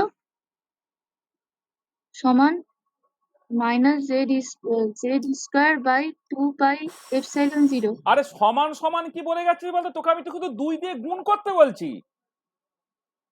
আরে এই তো এই ইকুয়েশনের দুদিক থেকে 2 দিয়ে গুণ কর না, শুধু গুণ করে কি হচ্ছে বল। তাহলে 2 into average of kinetic energy equal to 2 into Z square by 8 pi epsilon 0 into 1 by R এর অ্যাভারেজ। তাহলে এবারে কত, 2 হ্যাঁ আর 8 কেটে গিয়ে কত হলো? জেড স্কোয়ার বাই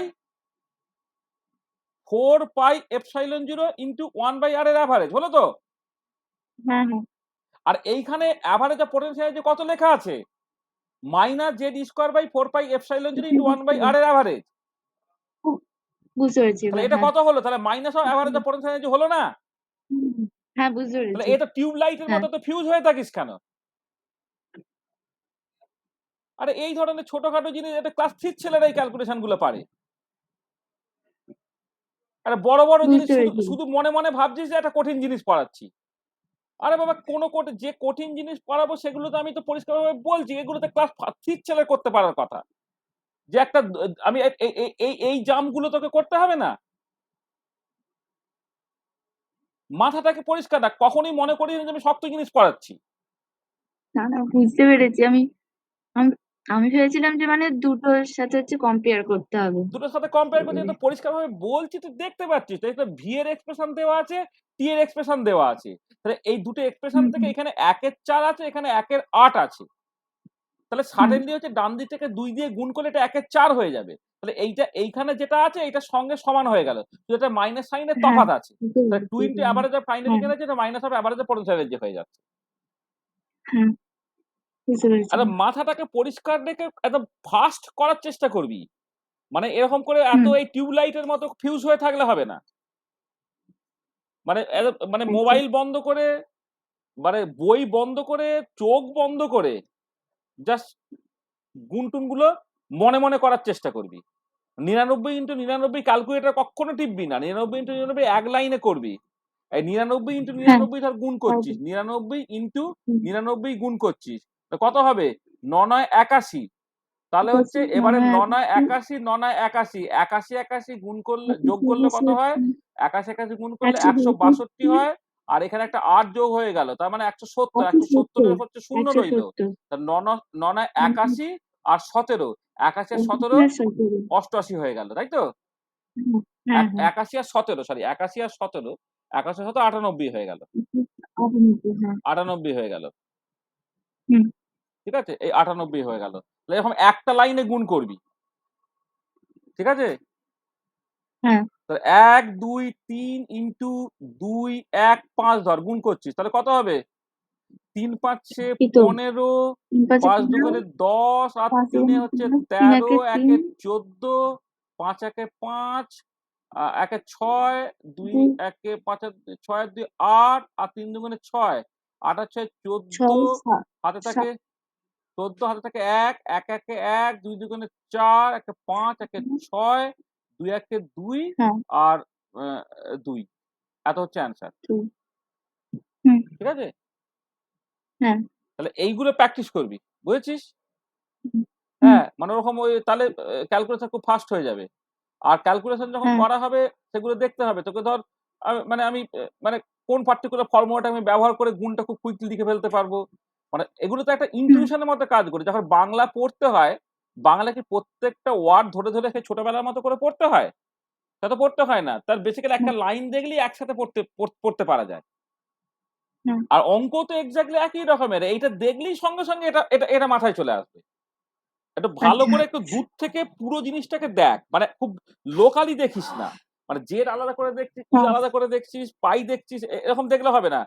গ্লোবালি দেখ, দূর হ্যাঁ, থেকে দেখ।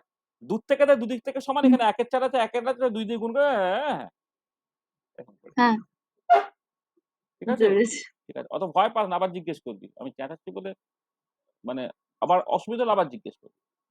তাহলে দেখো যেটা বলতে হ্যাঁ, চাইছিলাম সেটা হচ্ছে এই যে, হাইড্রোজেন অ্যাটমের ক্ষেত্রে এই যে রেজাল্টটা এগুলো তো আমি পেয়েছি অলরেডি। ভি এর এক্সপ্রেশন পেয়েছি, টি এর এক্সপ্রেশন পেয়েছি। ভি এর এভারেজ বের করতে পারবো, টি এর এভারেজ বের করতে পারবো। সেখান থেকে 2 into average of kinetic energy equal to minus of potential energy হচ্ছে। এবং দেখো ভিরিয়াল থিওরেম তো তাই সাজেস্ট করছিল। ভিরিয়াল থিওরেমও সাজেস্ট করছে 2 into average of kinetic energy equal to minus of potential energy হবে। তার মানে কি? এখান থেকে যেটা আমি বলতে পারছি যে, যে যে clearly the results for hydrogen atom or hydrogen like 1 electron ions obey the virial theorem. ঠিক আছে? এই জায়গাটা পরিষ্কার? যে অ্যাডভান্স রিসোর্স বলে যেটাকে বললাম এটা বুঝতে পেরেছো সবাই? হ্যাঁ, হ্যাঁ, ঠিক আছে? হ্যাঁ, হ্যাঁ, হ্যাঁ, ঠিক আছে। চলো, হ্যাঁ, চলো।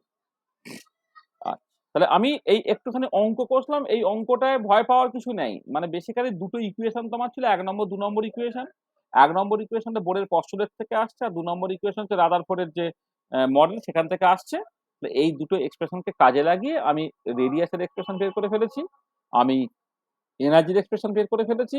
আমি ভেলোসিটির এক্সপ্রেশন বের করে ফেলেছি এবং এনার্জিটা যে ভিরিয়াল থিওরেমটাকে স্যাটিসফাই করছে সেটুকু পার্ট হচ্ছে আমি দেখে নিয়েছি। তো দেখো এই পর্যন্ত কারো যদি কিছু ডাউট থাকে বা কিছু অসুবিধা থাকে আগে বলে নাও।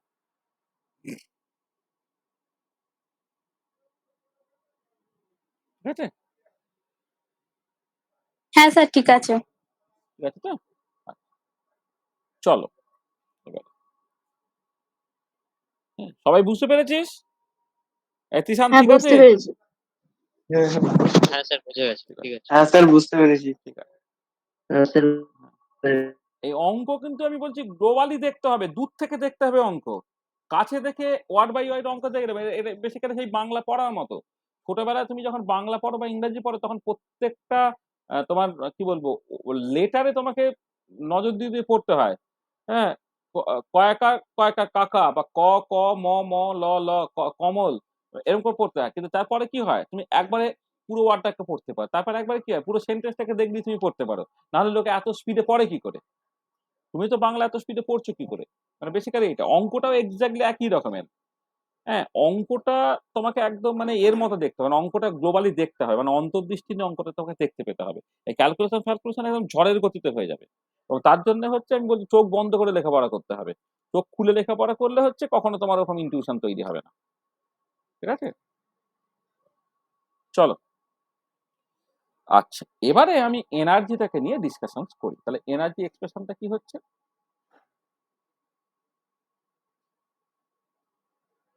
এনার্জি এক্সপ্রেশনটা দেখো। এনটা হচ্ছে তোমার minus M Z square into to power 4/8 epsilon 0 square N square H square. এটা তোমার এনার্জি এক্সপ্রেশন। ঠিক আছে? আচ্ছা, প্রথমেই যে জিনিসটা আমরা এখান থেকে করব সেটা হচ্ছে যে তোমার স্পেসিং বিটুইন টু। আচ্ছা, তার আগে একটা জিনিস বলে নিই। যে দেখো এখান থেকে এন এর জাস্ট কতগুলো স্পেসিফিক ভ্যালুই আছে। এন এর যদি স্পেসিফিক ভ্যালু হয় তাহলে দেখো যখন এন এর ভ্যালু যখন 1 করছো তুমি, n ইকুয়াল টু 1 যখন হচ্ছে সেখান থেকে টা কত পাচ্ছ? না দেখো এই minus M Z square into to power 4/8 epsilon 0 square H square. N এর ভ্যালু যখন তুমি 2 বললে সেখান থেকে এনার্জির এক্সপ্রেশনটা কত বেরোলো? ইটি হচ্ছে minus M Z square into the power 4/8 epsilon 0 square H square হলো, আর তার সঙ্গে এখানে 1/4 একটা রয়ে গেল, কারণ 1/2 স্কয়ার বা 1/4টা রয়ে গেল। আচ্ছা, এন এর ভ্যালু যখন তুমি 3 বলছো সেখান থেকে দেখো ই থিটা কত পাচ্ছ না, minus M Z square into the power 4/8 epsilon 0 square H স্কয়ারটা রয়ে গেল, এখানে 1/9 হলো, অ্যান্ড সো অন। আচ্ছা, এইটা দিয়ে আমি যেটা বোঝাতে চাইছি সেটা হচ্ছে এই যে যেহেতু এন এর মাত্র কতকগুলো পসিবল ভ্যালুজই অ্যালাউড, সেখানে এনার্জিরও মাত্র কতকগুলো পসিবল ভ্যালুজই অ্যালাউড। এনার্জির যে কোনো ভ্যালু তুমি নিতে পারছো না। এনার্জিটা এন এর ভ্যালু আইদার 1 বসাও, না হলে 2 বসাও, না হলে 3 বসাও। তার মানে এনার্জিরও কতগুলো স্পেসিফিক ভ্যালুজই আসছে। তার মানে যেহেতু as only some specific values of energy are allowed, we can say that energy is discrete or quantized. আমি বলতে পারবো এনার্জিটা তোমার ডিসক্রিট আর কোয়ান্টাইজ, ঠিক আছে? তাহলে এনার্জিটা যে কোনো ভ্যালু তুমি নিতে পারছো না, এনার্জিটা তোমার ডিসক্রিট আর কোয়ান্টাইজড হচ্ছে। হ্যাঁ, ডিসক্রিট মানে প্যাকেট ব্যাপারটা।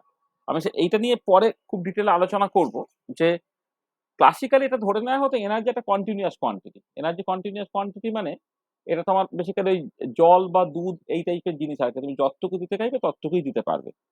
কিন্তু বাস্তবে দেখা যাচ্ছে যে না, এনার্জি অ্যাকচুয়ালি তোমার ডিসক্রিট কোয়ান্টিটি, অর্থাৎ কতগুলো, মানে এটা মার্বেলের মতো, হয়তো একটা মার্বেল দিতে হবে, নাহলে দুটো, নাহলে তিনটে, এরকম আর কি, ঠিক আছে?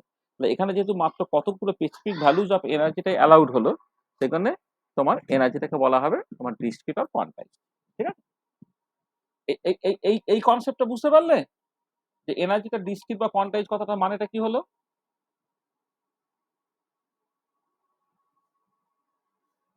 ঠিক আছে? মামা আরেকবার বলে দাও না, বুঝতে পারছি না হ্যাঁ, একটু। মানে ব্যাপারটা কিরকম দেখো, যে ধরো তুমি যদি, আমি পরে আবার ভালো করে বলবো, ধরো তুমি এইদিকে না এনার্জিকে প্লট করছো, এটা ঠিক আছে? আচ্ছা, এবারে কি হচ্ছে না, এনার্জিটা তুমি দেখতে পাচ্ছ যে তার যদি আমি ভ্যালুগুলোকে দেখি, ধরো একটা এনার্জি হয়তো এইটা হলো, এইটা হচ্ছে হয়তো E1 হলো, যেখানে যেটা E1 লিখেছি এটা E1। E2টা ধরো এইটা হচ্ছে আমার E2, এইটা ধরে নাও তোমার হুম, ধরো E3, একটু। এইটা হচ্ছে আমার হ্যাঁ, E4। তার মানে কি বোঝা যাচ্ছে যে একটু। যে এনার্জি যে কোনো ভ্যালু তুমি নিতে পারছো না, আইদার এই এনার্জি দিতে হবে, হ্যাঁ, নাহলে E2 নিতে হবে, নাহলে E3 নিতে হবে, নাহলে E4 নিতে হবে। তার মানে এই যে কতগুলো স্পেসিফিক ভ্যালুই শুধুমাত্র আমি নিতে পারছি। তার মানে এটা হ্যাঁ, এইটা বেসিক্যালি ইমপ্লাই করবে যে এনার্জিটা ডিসক্রিট আর কোয়ান্টাইজ। আর তার বদলে যদি এরকম হতো যে তোমার এই যে মানে সব জায়গাতেই তুমি থাকতে পারছো, অর্থাৎ যা খুশি হতে পারছে আর কি, তখন বলা হবে এনার্জিটা কন্টিনিউয়াস। আচ্ছা, হ্যাঁ, মানে ধরো না, ধরো বুঝতে পেরেছি। হ্যাঁ, ধরো অ্যাজ ফর এক্সাম্পল তুমি জল খাচ্ছ, তা জল যখন খেতে চাইছো তখন তুমি কি হচ্ছে, যতটুকু মানে এক গ্লাসেই পুরো জল খেতে হবে সেরকম নয়, তোমার হ্যাঁ, যতটুকু খুশি তুমি জল খেতে পারো, কোনো অসুবিধা কিছু নেই, ঠিক আছে? তার মানে কি, জলটা হ্যাঁ, কন্টিনিউয়াস কোয়ান্টিটি, যে কোনো অ্যামাউন্টই তোমার দেওয়া যায়, ঠিক আছে? হুম, কিন্তু তার বদলে যদি এরকম হতো যে তুমি ধরো একটা কোল্ড ড্রিঙ্কস দোকান থেকে কিনতে চাইছো, তা কোল্ড ড্রিঙ্কস যখন দোকান থেকে কিনতে হুম, চাইছো, তুমি যদি বলো যে না আমার যা পেটে খিদে, আমি যে 170 ml কোল্ড ড্রিঙ্কস খেতে চাই, তাহলে আমি 170 ml দাও, তোমাকে কি দেবে? তোমার দোকানে কি আছে, আইদার 200 ml আছে, না হলে মানে 300 ml আছে, না হলে 500 না, ml আছে, না হলে 600 ml আছে, না হলে 1 লিটার আছে, না হলে 1.5 লিটার আছে, না হলে 2 লিটার আছে, এরকম কিন্তু স্পেসিফিক জিনিসই আছে। হুম, তাহলে এই স্পেসিফিক জিনিস থাকা মানে হচ্ছে এটা কোয়ান্টাইজ বা ডিসক্রিট। আর যদি তোমার যে কোনো ভ্যালু অ্যালাউড হয় সেটা হচ্ছে কন্টিনিউয়াস। তো এখানে যেহেতু এনার্জির আচ্ছা, কতগুলো স্পেসিফিক ভ্যালু যদি অ্যালাউড হলো, সেই জন্য এনার্জিটা ডিসক্রিট আর কোয়ান্টাইজ, ঠিক আছে? হুম, হচ্ছে হ্যাঁ, বুঝতে পেরেছি। এইটা। আচ্ছা, এবারে আমি এক কাজ করি, নেক্সট যেটা করি যে spacing between two successive energy level দেখছি। Spacing between two successive energy level, অর্থাৎ পাশাপাশি দুটো লেভেলের মধ্যে, আচ্ছা স্পেসিং বিটুইন টু সাকসেসিভও করতে হচ্ছে না, spacing between two energy level, মানে spacing between two energy level, মানে এখানে তো বিভিন্ন এনার্জি লেভেলগুলো পেলাম, এবার আমি দুটো এনার্জি লেভেলের মধ্যে স্পেসিংটাকে দেখতে চাইছি, spacing between two energy level.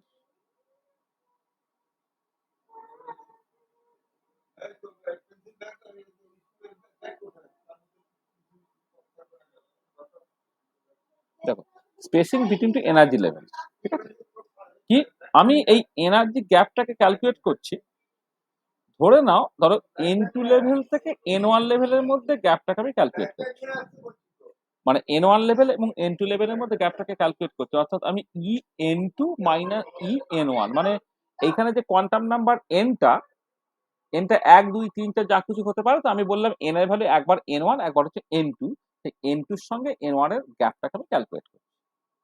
দেখো EN2 টা কত, EN2 টা হবে minus m z square e to the power 4 by 8 epsilon 0 square h square যেমন আছে, এইখানে তুমি n2 স্কয়ার করে দিলে, এইটা মাইনাস E1 EN1 টা কত হবে, minus m z square e to the power 4 by 8 epsilon 0 square h square into n1 square, এইটা হলো। আচ্ছা এবারে আমি কি করছি, দেখো এখান থেকে এই যে মাইনাস আর মাইনাস মিলে এটা প্লাস হয়ে যাবে, তার মানে ডান দিকের টার্মটা অ্যাকচুয়ালি প্লাস হয়ে যাবে আর বাঁ দিকটা মাইনাস হয়ে যাবে। সেই জন্য আমি কি করলাম, এই যে এনার্জি গ্যাপটা ই ডেল্টা ই, এইখানে N2 থেকে অ্যাজ ইফ N1 এ গেলে যে এনার্জি গ্যাপটা হয় সেটা আমি যখন ক্যালকুলেট করছি, তা m z square e to the power 4 হলো, নিচে 8 এপসাইলন 0 স্কয়ার h স্কয়ার হলো, এইটা দেখো এই পর্যন্ত দুটোতেই আছে, m z square e to the power 4 by 8 epsilon 0 square h square, এই টার্মটা তো আছে, এই টার্মটা তো আছে, এই ডান দিকের টার্মটা পজিটিভ দিয়ে বাঁ দিকের টার্মটা নেগেটিভ দিয়ে বলে আমি ব্র্যাকেটের মধ্যে তোমার 1 by n1 square minus 1 by n2 square এইটাকে আমি ক্যালকুলেট করে ফেললাম। তাহলে এইটা যেটা বেরোলো সেটা বেসিক্যালি দুটো পাশাপাশি লেভেলের মধ্যে এনার্জি গ্যাপটা তোমার বেরোলো। ডেল্টা ইটা হচ্ছে m z square to the power 4 by 8 epsilon 0 square h square 1 by n1 square minus 1 by n2 square, এইটা ঠিক আছে। এইটা হচ্ছে তোমার মানে পাশাপাশি দুটো নয়, মানে যে কোনো দুটো লেভেল, একটা যেখানে কোয়ান্টাম নাম্বারটা n1 আর একটা কোয়ান্টাম নাম্বারটা n2, তাদের মধ্যে এনার্জি গ্যাপটা হচ্ছে তোমার বেসিক্যালি এইটা ডেল্টা ই।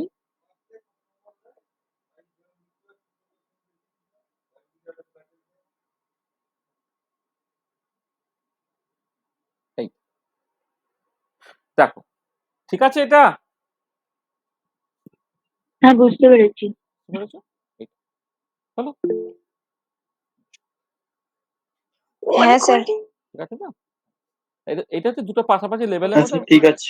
হ্যাঁ দুটো পাশাপাশি লেভেলের মধ্যে এনার্জি গ্যাপটা আমি ক্যালকুলেট করলাম। আচ্ছা এবারে এইখানে কতগুলো জিনিস দেখো, ধরো তুমি যদি এনার্জি গ্যাপটা লেসে এই 2 থেকে 1 এর এনার্জি গ্যাপটাকে ক্যালকুলেট করতে, 2 থেকে 1 তার এনার্জি গ্যাপ ক্যালকুলেট করতে, এই যে এখানে যেমন লিখেছে এই যে বিভিন্ন এইটা হচ্ছে তোমার বেসিক্যালি যদি n এর ভ্যালু দেখো, n এর ভ্যালু এটা 1, এটা 2, এটা 3, এটা 4, তাহলে আমি প্রথমে এই যে 2 থেকে 1 এর এনার্জি গ্যাপ ক্যালকুলেট করব, বা 3 থেকে 2 এর এনার্জি গ্যাপ ক্যালকুলেট করব, 4 থেকে 3 এর এনার্জি গ্যাপ ক্যালকুলেট করব।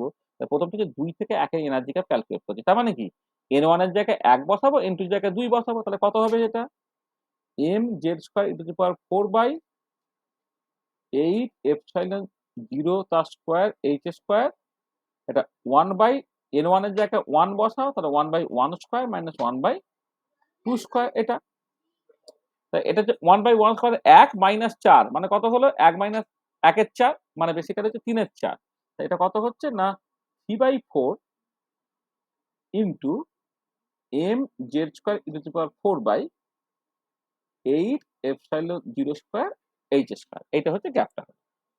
আচ্ছা তারপরেরটা দেখো, যদি তুমি 3 থেকে 2 এর মধ্যে গ্যাপটাকে ক্যালকুলেট করো, 3 থেকে 2 এর মধ্যে মানে কত, n1 এর জায়গায় 2 বসাবে, n2 এর জায়গায় 3 বসাবে, তাহলে সেটা কত হবে না m z square e to the power 4 by 8 epsilon 0 square h square, এইটা 1 বাই এখানে তুমি বসাও জাস্ট 2² মাইনাস 1/3², কারণ 2 থেকে 3 এর মধ্যে এনার্জি গ্যাপটাকে ক্যালকুলেট করতে। তাহলে এটা কত হবে?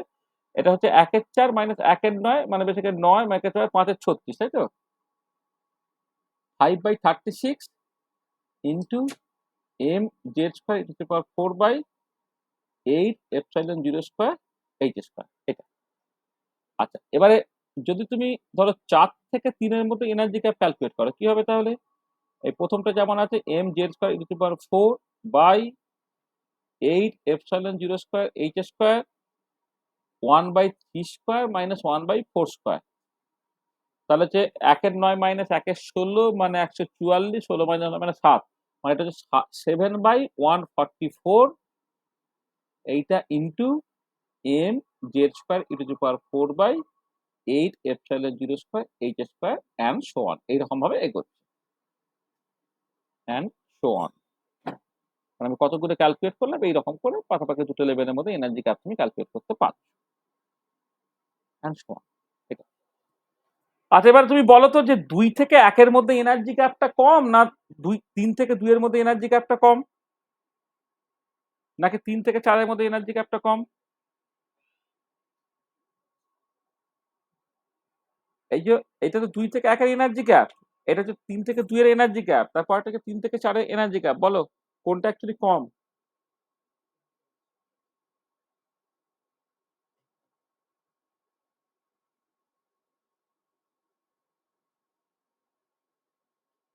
তিন থেকে চার। হ্যাঁ, স্যার 1 থেকে 2 এরটা মনে হচ্ছে। মানে এটা মনে হচ্ছে কেন 4 হচ্ছে? না না, দাদা তিন কে, থেকে 3 থেকে 4। দাদা এই প্রথমে কে বললো মনে হচ্ছে কথাটা, কে বললি? না না, প্রথমে এই যে মনে হচ্ছে 4 কথাটা কে থেকে বললি? 3 সৃজনী? হবে। না না, তা কে 3 বললো? থেকে 4 হবে।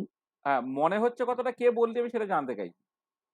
কে বললি? স্যার আমি, কে তুই? স্যার আমি বলেছি। তৃষা। কেন তুই বলবি কেন? তো এইটা তো ডান দিকের এই যে mz² e to the power 4/8 epsilon 0² h², এটা তো ফিক্সড হয়ে আছে। তাহলে একটাকে 3/4, একটা 5/36, একটা 7/144, এটা দেখেই তো বুঝতে পারি 3/4 বড় না 5/36 বড় হবে। সেটা কি বাচ্চাদের মতো কষে দেখতে হবে? হুম, কি রে? হ্যাঁ স্যার। তার মানে কি দাঁড়াচ্ছে?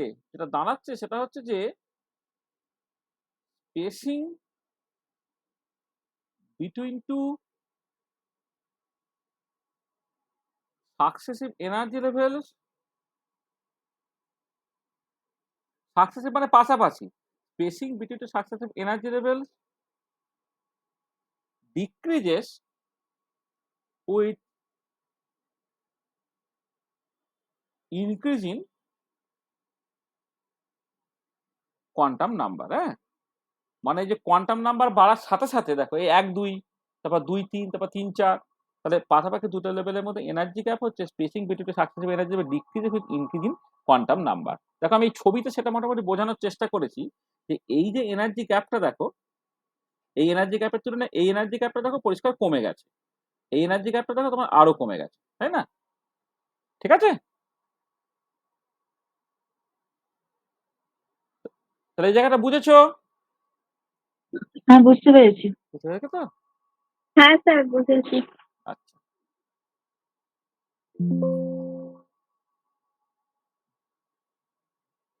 ভয় পাবি না, মানে আমি বকাবকি করলে হচ্ছে, হ্যাঁ, সে বকাবকির চোটে সব ভুলে গেলি, এটা কেন হয় না?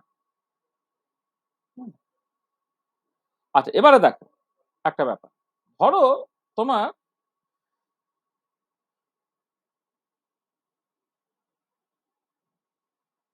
ধরো ionisation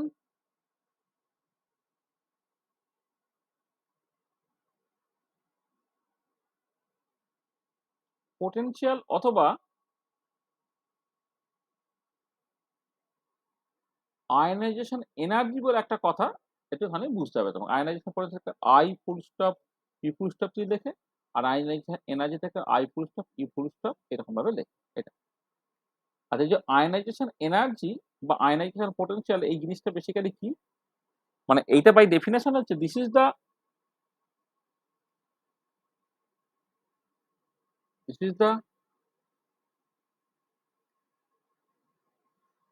minimum energy required to remove the most loosely bound valence electron of an isolated gaseous atom to form a monopositive cation in the isolated gaseous state. কি বলা হচ্ছে this is the minimum energy required to remove the most loosely bound valence electron of an isolated gaseous atom to form a monopositive cation in the isolated gaseous state.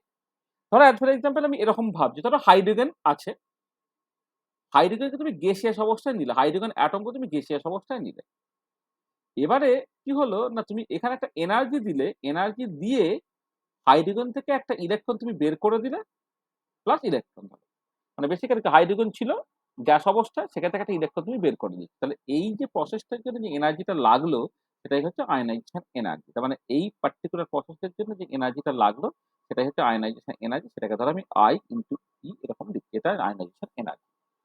বা ধরো তুমি এরকম বলছো, ধরো তুমি সোডিয়াম আইসোলেটেড গ্যাসিয়াস অবস্থায় তুমি নিয়েছো, নিয়ে হচ্ছে তুমি Na প্লাস তৈরি করলে আইসোলেটেড গ্যাসিয়াস অবস্থা প্লাস একটা ইলেকট্রন, তার জন্য যে এনার্জিটা লাগলো সেটা বেসিক্যালি তোমার আয়নাইজেশন এনার্জি। তাহলে আয়নাইজেশন এনার্জি বা আয়নাইজেশন পোটেনশিয়াল জিনিসটা হচ্ছে যে কোন একটা পরমাণু যখন গ্যাসীয় অবস্থায় এবং বিচ্ছিন্ন অবস্থায় থাকে, মানে একা থাকবে, লিকুইড বা সলিডে কিন্তু একে অপরের সাথে যুক্ত হয়ে থাকে, সেটা হলে চলবে না।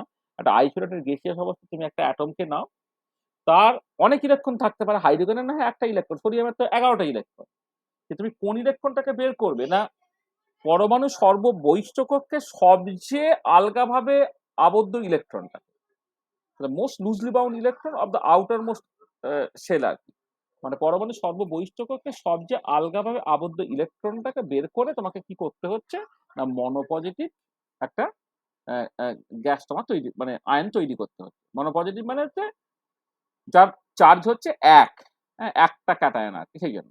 তো এইটার জন্য যে এনার্জিটা লাগে সেটা হচ্ছে আয়নাইজেশন এনার্জি। এটা বুঝতে পেরেছো আয়নাইজেশন এনার্জি জিনিসটা কি? ঠিক আছে? বুঝতে পেরেছি। হ্যাঁ কি বলো জি। বলো বলো বুঝতে পেরেছি। বুঝতে পেরেছো তো? হ্যাঁ এটা আচ্ছা, তাহলে এবারে দেখো, এবারে তুমি দেখো যে তুমি এই যে ডেল্টা ই N2 থেকে N1 যে এনার্জি গ্যাপটা তুমি কি পেয়েছো না m z square e to the power 4/8 epsilon 0 square h square into 1/n1 square minus 1/n2 square. এইটা এবার আমি বললাম যে let the principal quantum number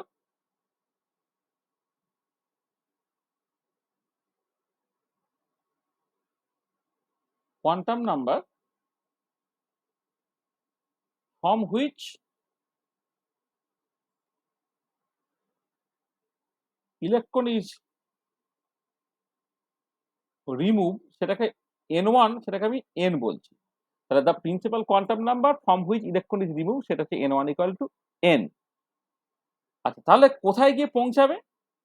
তাহলে এবারে যদি আয়নাইজেশন এনার্জি বের করতে চাও তাহলে কি হবে না, যেটা দাঁড়াবে যে তুমি এখন আয়নাইজেশন এনার্জি যখন তুমি ডিফাইন করবে আয়নাইজেশন এনার্জি, সেটা কি হবে না m z square e to the power 4 দেখো 8 epsilon 0 square h square into n square হয়ে গেল। কারণটা হচ্ছে যে ফর আয়নাইজেশন এনার্জি তোমার যেটা দাঁড়াবে, আয়নাইজেশন এনার্জি যখন তুমি ক্যালকুলেট করবে যে n1টাকে যখন তুমি n বলছো, n2টা তাহলে কোথায় যাচ্ছে না তোমার ইনফিনিটিতে যাচ্ছে।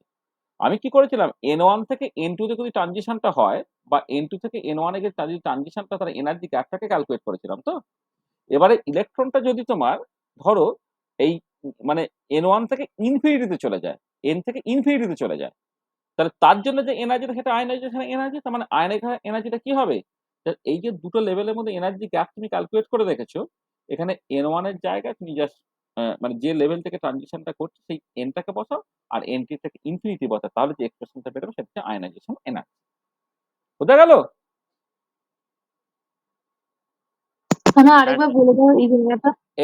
এইখানে দেখো, মানে এই যে এক্সপ্রেশনটা লেখা আছে সেখানে হচ্ছে কি n1 এবং n2 দুটো লেভেলের মধ্যে এনার্জি গ্যাপ যেটা, সেই এক্সপ্রেশন লেখা আছে তো, হ্যাঁ তাই তো? তাহলে এবারে হ্যাঁ তুমি ভাবো যে ধরো কোন একটা পার্টিকুলার অ্যাটমের ক্ষেত্রে ইলেকট্রনটা এই ধরো nth লেভেলে আছে, ঠিক আছে? হুম তাহলে সকল n1 যেটা সেটা হচ্ছে তোমার n। আচ্ছা, এবারে হ্যাঁ আমাকে আয়নাইজেশন এনার্জি বের করতে গেলে কি করতে হবে? না, ইলেকট্রনটাকে একদম পুরো বের করে দিতে হবে। মানে to remove the most hmm loosely bound electron, মানে একটা ইলেকট্রন পুরো বের করে দিতে হবে। তা পুরো বের করে দেওয়া মানে কি? হুম আমি এনার্জি দিয়ে এত বেশি এনার্জি দেব যাতে করে হচ্ছে ওটা পুরো ইলেকট্রনটা বেরিয়ে যায়।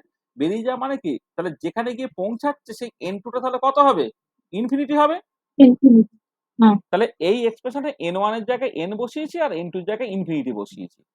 তাহলে এবারে কি হচ্ছে? হ্যাঁ ইনফিনিটি বসালে 1/ইনফিনিটি 0, তাহলে সেটা রইলো না। আর n1 এর জায়গায় n হয়ে হুম, গেল। তাহলে এইটা হয়ে যাচ্ছে আয়নাইজেশন এনার্জিটা, তার এক্সপ্রেশন। আচ্ছা বুঝতে পেরেছি। বোঝা গেছে? আচ্ছা, হ্যাঁ এবারে দেখো একটা স্পেশাল কেসে, স্পেশাল কেস হচ্ছে for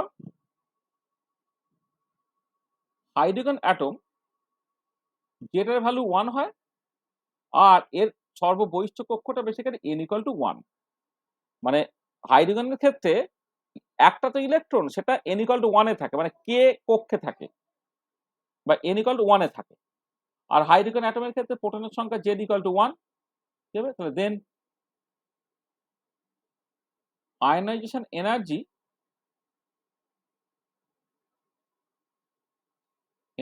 for hydrogen atom, ionization energy for hydrogen atom তাহলে কি হবে? এখানে z এর জায়গায় 1 বসিয়ে দাও, n এর জায়গায় 1 বসিয়ে দাও, সেটা কত হবে? m e⁴ by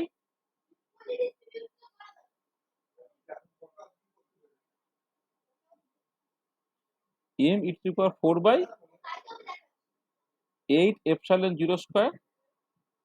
h²। তাহলে এইটা হবে হাইড্রোজেনের জন্য আয়নাইজেশন এনার্জি,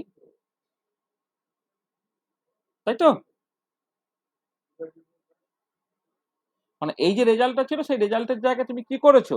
শুধুমাত্র z এর জায়গায় 1 আর n এর জায়গায় 1 বসিয়ে দিয়েছো। কারণ হাইড্রোজেন অ্যাটমের n = 1 ইলেকট্রনটা থাকে আর হাইড্রোজেন অ্যাটমের জন্য z এর ভ্যালু 1। তার মানে কত হলো? m e⁴ h²। এইটা হলো তোমার হাইড্রোজেনের জন্য আয়নাইজেশন এনার্জিটা। ঠিক আছে? এটা বুঝেছো? এটা বুঝতে পারা গেছে? হ্যাঁ বুঝতে পেরেছি। আচ্ছা, এবারে আমি ধরো এই ভ্যালুটাকে একটু ক্যালকুলেট করতে চাইছি। ধরো এই যে হাইড্রোজেনের জন্য যে আয়নাইজেশন এনার্জি তার ভ্যালুটাকে আমি ক্যালকুলেট করতে চাইছি। Ionisation energy for hydrogen atom যেটা কি আছে না m e⁴ h²। তাহলে এটা হচ্ছে m e⁴ h²। আচ্ছা, এখানে হচ্ছে mটা হচ্ছে 9.11 × 10⁻³ কেজি, এটা হচ্ছে 1.602 × 10⁻19 কুলম, তার পাওয়ার হচ্ছে 4। নিচে হচ্ছে 8 × 8.854, এইটুকু লিখলেই হবে, × 10⁻12 কুলম স্কয়ার নিউটন বা মিটার⁻²। এইটা স্কয়ার হলো ইন্টু 6.626 × 10⁻34 জুল সেকেন্ড, এটা বেরোলো। ঠিক আছে? আচ্ছা, এবারে এইটা দেখবে তুমি যদি কাটাকাটি ইত্যাদি ফিত্যাদি করো না, যে উত্তরটা বেরোবে সেই উত্তরটা তোমার জুলে বেরোবে, সামথিং জুল বেরোবে। এটা তোমাকে বাড়িতে করতে দিচ্ছি ক্যালকুলেশনটা, ঠিক আছে? এবং ইউনিটটা কেমন করে জুল হচ্ছে সেটাও তোমাকে করতে বলছি আমি। এখানে যে এনার্জিটা ঠিক এক্স্যাক্টলি কেমন করে জুলটা হলো সেটাও তুমি দেখাবে, ঠিক আছে? এটা তো এটা এটা জুলে বেরোলো। আচ্ছা, এবারে এই যেটা বেরোচ্ছে তাকে যদি তুমি, যেটা বেরোলো ধরো এইটা, তাকে যদি তুমি এই 1.602, মানে এত জুল বেরিয়েছিল, 1.602 ইন্টু 10⁻⁻19 তোমার জুল পার ইলেকট্রন ভোল্ট, এটাতে ভাগ করে দাও, তাহলে উত্তরটা তোমার যেটা বেরোবে ইলেকট্রন ভোল্টে উত্তর বেরোবে, এবং তার ভ্যালুটা হবে হচ্ছে 13.6 ইলেকট্রন ভোল্ট। এটা হচ্ছে তোমার বিখ্যাত অ্যান্সার, তুমি করে দেখবে।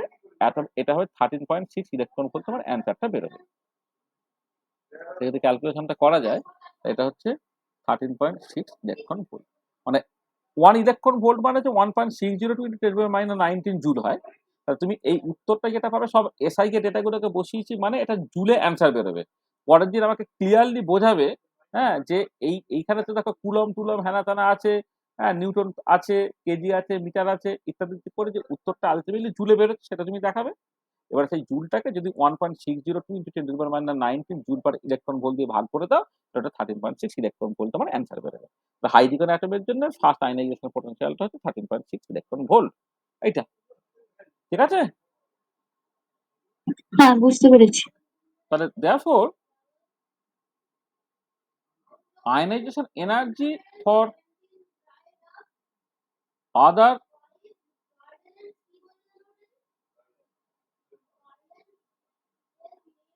ionization energy, একবারে লিখে দিও, অত কষ্ট করে না। therefore দেখো, এর আগে যে আমি আয়নাইজেশন এনার্জি যে এক্সপ্রেশনটাকে বের করে রেখেছিলাম, আয়নাইজেশন এনার্জি, এইটা, এই যে এক্সপ্রেশনটা আমি বের করে রেখেছি generally, M Z square e to power, এইটা দেখো, এখানে এই Z square by N square বাদ দিয়ে বাকি পার্টটা আমি অলরেডি করেছি। সেটা কত হবে তাহলে? Z square by N square into 13.6 electron volt. তার মানে তোমাকে হাইড্রোজেন অ্যাটম বাদ দিয়ে হাইড্রোজেন লাইক তাহলে হিলিয়াম প্লাস, লিথিয়াম 2+, এদের জন্য যদি আয়নিকেশন এনার্জিটা ক্যালকুলেট করতে বলে, বা ধরো হাইড্রোজেন অ্যাটমের ক্ষেত্রে তুমি বললে যে n = 1 এ ধরো ইলেকট্রনটা না n = 3 তে আছে, সেখান থেকে বাইরে একদম একদম বাইরে পাঠিয়ে দিতে তোমার কতটা এনার্জি লাগবে যদি তুমি দেখো, তাহলে সেখানেও দেখো তুমি এই এক্সপ্রেশনটাকে জাস্ট কাজে লাগাও, শুধু জেড আর এনটাকে তোমার পাল্টালো, বাকি ক্যালকুলেশনটাকে তুমি ইজিলি করে ফেলতে পারছো।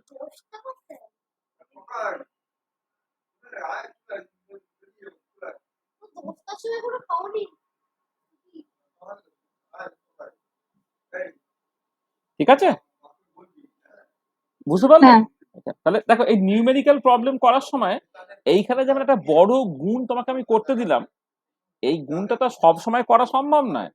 তুমি জাস্ট এই m e⁴/8 এর ভ্যালুটা মনে রাখবে, 13.6 ইলেকট্রন ভোল্ট। তাহলে আয়নাইজেশন এনার্জি অন্যান্য ক্ষেত্রে এটা বেরিয়ে যাবে z² ইন্টু 13.6 ইলেকট্রন ভোল্ট। এবং দেখো, এইখানে তুমি যখন এনার্জি ক্যালকুলেট করেছিলে, তাহলে এইটা তোমাকে হেল্প করবে, দেখো এনার্জিটা, মানে এটা হচ্ছে therefore এইটা হচ্ছে আয়নাইজেশন এনার্জি। আচ্ছা, এমনি এনার্জি এক্সপ্রেশন যখন তুমি ক্যালকুলেট করবে, En সেটা বেরিয়ে যাবে -z² ইন্টু 13.6 ইলেকট্রন ভোল্ট। কারণটা দেখো, তুমি একটু খেয়াল করো যে এনার্জি এক্সপ্রেশন যেটা আমরা ক্যালকুলেট করে রেখেছিলাম, দেখো এখানে -z²/n² আছে, বাকি যেটা me⁴/8ε0² আছে। তার মানে এনার্জি এক্সপ্রেশনটা তাহলে কত বেরোলো? Just -z²/n² into 13.6 electron volt হলো। আচ্ছা, শুধু তাই না, তোমার যে দুটো লেভেলের মধ্যে এনার্জি গ্যাপ, ধরো n2 থেকে n1 এর ট্রানজিশনটা হচ্ছে, সেই দুটো লেভেলের মধ্যে এনার্জি গ্যাপ যদি তুমি ক্যালকুলেট করো, সেটাও বেরোচ্ছে কত? এই 13.6 ইলেকট্রন ভোল্ট, তার সঙ্গে 1 বাই একটা জেড স্কোয়ার থাকছে, z² into 13.6 electron volt into 1/n1² minus 1/n2²। এটা হচ্ছে তোমার এই যে n1 এবং n2 লেভেলের মধ্যে এনার্জি গ্যাপ। তার ফর্মুলাটাও দেখো, তোমাকে অত আর কষ্ট করে ক্যালকুলেশন করার দরকার নেই, তুমি যদি জেড এবং এন এর ভ্যালুটাকে যদি ঠিক ঠিক করে বসাও, বাকি ক্যালকুলেশনটা কিন্তু তোমার অলরেডি করা আছে। তার মানে এই যে 13.6 যেটা basically m e to the power 4/8 epsilon 0 square h square, এই ভ্যালুটা আমি অ্যাকচুয়ালি কাজে লাগাচ্ছি এনার্জি বা ইত্যাদি করে তোমার বের করতে। ঠিক আছে? বোঝাতে পারলাম জিনিসটা? হ্যাঁ। ঠিক আছে? এটা একটুখানি মাথায় রাখা। এগুলো তোমার নিউমেরিক্যাল প্রবলেম করতে তোমার ভীষণ কাজে লাগবে। আচ্ছা, আজকে অনেকটা পড়াবো বলেছিলাম, খুব বেশি হচ্ছে না। আমরা লাস্ট জাস্ট একটুখানি পড়িয়ে ছেড়ে দেব। সেটা হচ্ছে দেখো যে তুমি যদি এখন স্পেকট্রা এক্সপ্লেন করতে চাও, স্পেকট্রা, অ্যাটমিক লাইন স্পেকট্রা আমি এক্সপ্লেন করতে চাইছি। আচ্ছা, তার জন্য তোমাকে কি করতে হবে? যেটা করতে হবে সেটা হচ্ছে যে এই যে পাশাপাশি দুটো লেভেলে তুমি এনার্জি গ্যাপটা ক্যালকুলেট করলে, N2 থেকে N1 এর যে এনার্জি গ্যাপটা সেটাকে তোমাকে H nu এর সঙ্গে সমান করতে হবে। আচ্ছা, তাহলে এক্ষেত্রে তাহলে H nu মানেই হচ্ছে Hc ইন্টু নিউ বার। মানে বেসিক্যালি এটা জাস্ট বোরি বলেছেন, বা এর আগে মানে মানে ম্যাক্স প্ল্যাঙ্কও বলেছিলেন যে দুটো লেভেলের মধ্যে এনার্জি গ্যাপটা যখন H nu এর সঙ্গে সমান হবে তখনই ট্রানজিশনটা ঘটবে। তা দুটো লেভেলের মধ্যে এনার্জি গ্যাপ অর্থাৎ N2 থেকে N1 এর মধ্যে এনার্জি গ্যাপের এক্সপ্রেশনটা সেটা তোমার ডেল্টা ই ধরো, হ্যাঁ? আর এখানে এইচ নিউটাকে তুমি সি ইন্টু নিউ বার লিখতে পারো। এইটা এইচ সি নিউ বার হচ্ছে তোমার এইটা, সেটা হচ্ছে ডেল্টা ই N2 থেকে N1 এর এনার্জি গ্যাপ এটা। তাহলে এখান থেকে নিউ বারটা তুমি পেয়ে যাচ্ছ ডেল্টা ই N2 থেকে N1 যে এনার্জি গ্যাপ ডিভাইডেড বাই তোমার এইচ ইন্টু সি। এইখানে যে তোমার এটাকে এই যে ট্রানজিশন ফ্রিকোয়েন্সিটা, এইটাকে তুমিও এরকম সাফিক্স দিয়ে লিখতে পারো। এটা হচ্ছে নিউ বার, এইটাও তোমার N2 থেকে N1 এর এনার্জি গ্যাপটা। এইটা কিন্তু তোমার সেন্টিমিটার ইনভার্সে হবে। ঠিক আছে? মানে সবসময় ওয়েভ নাম্বার ইউনিটটা হচ্ছে সেন্টিমিটার ইনভার্স এটা। তো দেখো তাহলে নিউ বার N2 থেকে N1 এই যদি এনার্জি গ্যাপটা তুমি ক্যালকুলেট করো সেটা হচ্ছে কত? না দেখো ছিল কত? Z square by N square into তোমার basically m e to the power 4/8 epsilon, sorry আচ্ছা ঠিক আছে, 8 epsilon 0 square into C. 1 minute 1 second. আচ্ছা দেখো, আমি এই পাশাপাশি দুটো লেভেলের মধ্যে এনার্জি গ্যাপটা তুমি অলরেডি ক্যালকুলেট করে রেখেছিলাম, তাকে শুধুমাত্র এই সি দিয়ে ভাগ হয়ে যাবে। দেখো দুটো পাশাপাশি লেভেলের মধ্যে এনার্জি গ্যাপের আমি এই এক্সপ্রেশনটাকে ব্যবহার করছি, এই যেটা m z square to the power 4/8 epsilon 0 h square into 1/n1 square minus 1/n2 square. ঠিক আছে? তাহলে আমি জেড স্কয়ারটাকে শুধু সরিয়ে দিচ্ছি। জেড স্কয়ারটাকে সরিয়ে দিলে এটা তোমার, আচ্ছা ঠিক আছে আমি পুরোটাই লিখি, m z square to the power 4/8 epsilon 0 square n square h square, সেটা আরেকটা h দিয়ে তোমার ভাগ হলো into 1/n1 square minus 1/n2 square এটা। তাহলে এবারে দেখো এখানে জেড স্কয়ারটা আলাদা রেখে দাও, তাহলে পড়ে থাকছে m e to the power 4/8 epsilon 0 square. আচ্ছা এখানে n টা তো থাকবে না, সরি।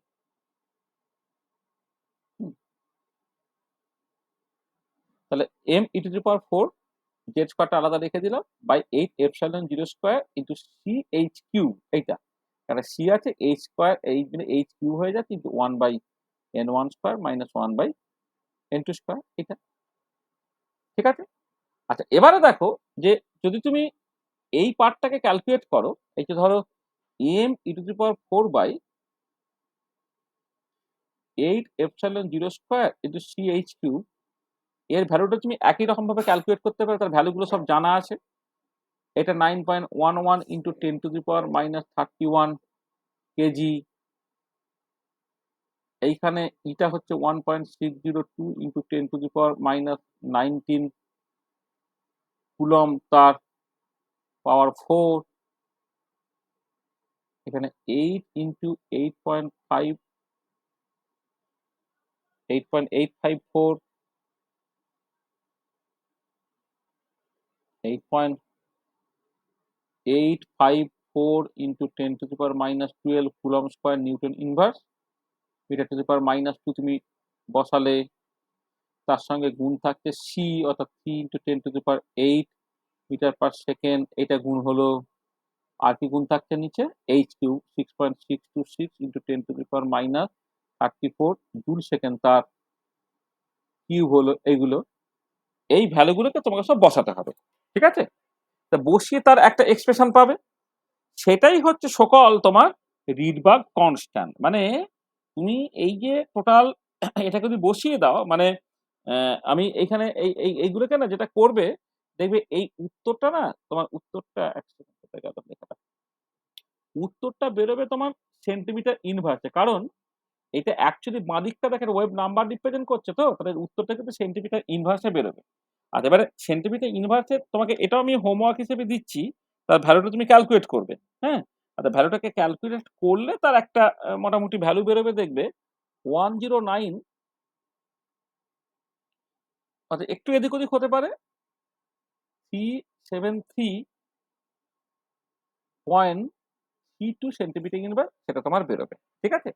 তাহলে এই যে জিনিসটা, এটা একটা কনস্ট্যান্ট, তাকেই বলা হচ্ছে, ধরো আর ইনফিনিটি এরকম একটা নাম দিলাম, এই আর ইনফিনিটি রিডবার্গ কনস্ট্যান্ট। তার মানে এইটা হয়ে গেল Z square R infinity into 1/n1² minus 1/n2²। সেইটা হচ্ছে তোমার ট্রানজিশন ফ্রিকোয়েন্সিটা বেরোচ্ছে n2 থেকে n1 লেভেলে ট্রানজিশনের জন্য। তাহলে এইটা হচ্ছে তোমার জেনারেল ইকুয়েশন, যেখানে আর ইনফিনিটিকে বলা হবে তোমার রিডবার্গ কনস্ট্যান্ট। এটা হচ্ছে রিডবার্গ কনস্ট্যান্ট, এইটা এটা। আচ্ছা এবারে for hydrogen atom Z just 1 বসিয়ে দেওয়া, ঠিক আছে? তাহলে জাস্ট আমি আরেকটা পেজ করে দিই, আরেকটা পেজ করলে আমার হয়ে যাবে। তাহলে দেখো জাস্ট করে আর এক পাতা একটুখানি ওয়েট করে, 10টা হয়তো বেজে গেল, কিন্তু আর জাস্ট আর 5 মিনিট লাগবে। তাহলে এবারে দেখো এখানে ফর হাইড্রোজেন অ্যাটম তাহলে কি হবে? For hydrogen atom z = 1, then transition ফ্রিকোয়েন্সিটা ফর হাইড্রোজেন অ্যাটম যখন তুমি ক্যালকুলেট করছো n2 থেকে n1 লেভেলে ট্রানজিশনের জন্য, হ্যাঁ, সেটা বেরোবে হচ্ছে তোমার সেটা বেরোচ্ছে হচ্ছে তোমার এই just R infinity into 1/n1² minus 1/n2²। তো হাইড্রোজেন অ্যাটমের জন্য তোমার এই ট্রানজিশন ফ্রিকোয়েন্সিটা এই ফর্মুলা দিয়ে যাচ্ছে। এটা কিন্তু ওয়েভ নাম্বার, যার ইউনিটটা সেন্টিমিটার ইনভার্সে বেরোবে। দেখো তাহলে এই যে পাশাপাশি দুটো লেভেল আছে, পাশাপাশি মানে জাস্ট আমি যে কোনো দুটো লেভেলের কথা বলছি। ধরে নাও তোমার এই একটা লেভেল যেটা n1 লেভেল, এই একটা লেভেল যেটা n2 লেভেল, ঠিক আছে? তাহলে এর এনার্জিটা ধরে নাও এপসাইলন n1, এর এনার্জি ধরে নাও এপসাইলন n2। তাহলে এদের মধ্যে যে এনার্জি গ্যাপটা সেটা হচ্ছে ডেল্টা ই নাম দিচ্ছি আমি, সেটা হচ্ছে তোমার, আচ্ছা এটা এপসাইলন না বলে তুমি যারা ই বলো, তুমি ভুলিয়ে ফেলবে না হলে। এই এনার্জিটা ধরে নাও ই n1, এই এনার্জিটা ই n2। হ্যাঁ, দুটো লেভেলের মধ্যে এনার্জি গ্যাপ মানে কত? ই n2 মাইনাস ই n1, এটা হলো। এবারে এই যে এনার্জি গ্যাপটা এইটা যখন তোমার সকল এইচ এর সঙ্গে সমান হবে, তখনই একটা লেভেল থেকে আরেকটা লেভেলে ট্রানজিশনটা করবে, ঠিক আছে? তুই কথা বললে বল। হ্যাঁ, দেখো যেটা হচ্ছে যে এইখানে তোমার এই ডেল্টা ইটা যখন এই জিনিসের সঙ্গে সমান হবে তখন ট্রানজিশনটা ঘটবে আর কি। আমি এখানে সেটা দিয়ে স্টার্ট করি, ঠিক আছে? এটাকে অনেক সময় বলা রেজোনেন্স কন্ডিশন, এটা পরে শিখবে সব। এইটাকে বলা হয় রেজোনেন্স কন্ডিশন, ঠিক আছে? এটা রেজোনেন্স কন্ডিশন, যে সবসময় দুটো লেভেলের মধ্যে এনার্জি গ্যাপটা যখন এইচ নিউ এর সঙ্গে সমান হবে তখন ট্রানজিশনটা ঘটবে। তাহলে সেইখান থেকে তুমি জাস্ট এইচ নিউ বললে, এবার সেখান থেকে তুমি নিউটাকে বের করবে, নিউ থেকে তুমি জাস্ট সি দিয়ে ভাগ করলে তুমি ওয়েভ নাম্বার পেয়ে যাবে। তো এইটা হচ্ছে বলে, তাহলে এই যে ইকুয়েশনটা থাকে, this is the famous Rydberg equation. দেখো আমরা রিডবার্গ ইকুয়েশন তো বলেছিলাম প্রথমে, দেখো এই রিডবার্গ ইকুয়েশনটা তুমি কিন্তু এখানে পেয়ে গেলে। বুঝতে পেরেছো রিডবার্গ ইকুয়েশনটা? ঠিক আছে? হ্যাঁ ঠিক আছে তো? আচ্ছা এবারে দেখো, ঠিক আছে। ধরো তুমি n1 এর জায়গায় 1 বসালে আর n2 এর জায়গায় তুমি 2, 3, 4, 5 এইসব বসাচ্ছ, ঠিক আছে? তাহলে তুমি কি পাবে? তখন n1 এর জায়গায় 1 বসালে আর n2 জায়গায় 2 3 4 5 বসালে অনেকগুলো রকম ওয়েভ নাম্বার পাবে। সেইটা তোমার দেবে হচ্ছে লাইমান সিরিজ। তো এইটা হচ্ছে একটা মানে অনেকগুলো লাইন দেয়, সেই লাইনগুলোকে বলা হয় লাইমান সিরিজ। আচ্ছা, এবার n1 এর জায়গায় যদি 2 বসাও আর n2 এর জায়গায় যদি 3 4 5 6 ইত্যাদি বসাও, তাহলে এই সিরিজটাকে বলা হবে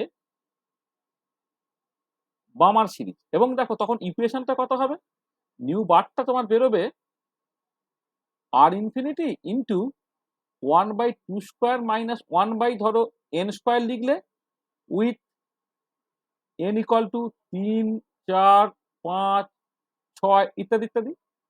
এই যে ইকুয়েশনটা দেখো, এই ইকুয়েশনটা famous Balmer Rydberg equation. This is the Balmer Rydberg equation. এটা ঠিক আছে, this is the famous Balmer Rydberg equation. হলো, তারপরে ধরো n1 এর জায়গায় তুমি 3 বসালে, n2 এর জায়গায় 4 5 6 7 ডট ডট ডট ডট বসালে, তখন পাবে যেটা সেটা পার্সেন্ট সিরিজ। n1 এর জায়গায় 4 বসাচ্ছ, n2 এর জায়গায় তুমি 5 6 7 8 এসব বসাচ্ছ, তখন পাবে তুমি ব্র্যাকেট সিরিজ। n1 এর জায়গায় তুমি 5 বসাও, n2 এর জায়গায় 6 7 8 9 এসব বসাও, এটা যে ফান সিরিজ পাবে। তাহলে n1 এর জায়গায় তুমি 6 বসালে, n2 এর জায়গায় 7 8 9 10 এসব বসালে তুমি হামফ্রে সিরিজ পাবে। তাহলে এই যে বিভিন্ন সায়েন্টিস্টের নামে তোমার বেসিক্যালি সিরিজগুলোর নাম হয়েছে। তার মানে এইটা হচ্ছে একটা জেনারেল ফর্মুলা হাইড্রোজেন অ্যাটমের জন্য। এবারে তুমি জাস্ট n1 এর জায়গায় n1 এর জায়গায় একটা ভ্যালু বসালে, n2 এর জায়গায় হচ্ছে তার হায়ার ভ্যালুগুলোকে বসালে, সেই মতো করে লাইমান, বামার, পার্সেন্ট, ব্র্যাকেট, ফান এসব হামফ্রে এইসব সিরিজগুলোকে পাচ্ছে। ঠিক আছে, এবং এই যে রেজাল্টটা পেলে সেই রেজাল্টটাই আমি এখানে গ্রাফিক্যালি দেখাচ্ছি। দেখো যে তোমার সরি এক সেকেন্ড পড়ে গেছে।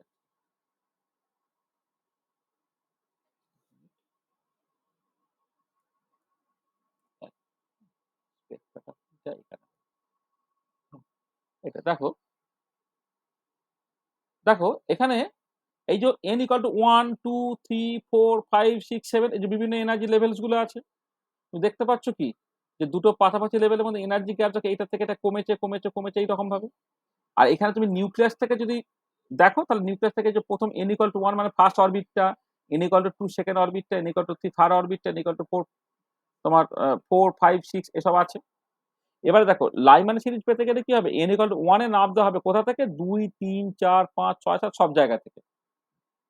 বামার সিরিজ পেতে গেলে n ইকুয়াল টু 2 তে নামতে হবে তার আপার লেভেল থেকে। পার্সেন্ট, ব্র্যাকেট, ফান, তুমি এইরকম ভাবে তুমি জিনিসগুলোকে পাচ্ছ আর কি। ঠিক আছে, ঠিক এখানেও দেখো ঠিক একই রকম ভাবে তুমি যদি নিউক্লিয়াসকে কেন্দ্র করে বিভিন্ন অরবিট গুলো এরকম জাস্ট গোল সার্কেল ধরে তুমি দেখো, তাহলে জাস্ট এই যে n ইকুয়াল টু 1 এ নামাটা হচ্ছে Lyman series, n equal to 2 তে নামাটা হচ্ছে Balmer series, n equal to 3 তে নামাটা হচ্ছে পার্সেন্ট সিরিজ এন্ড সো অন।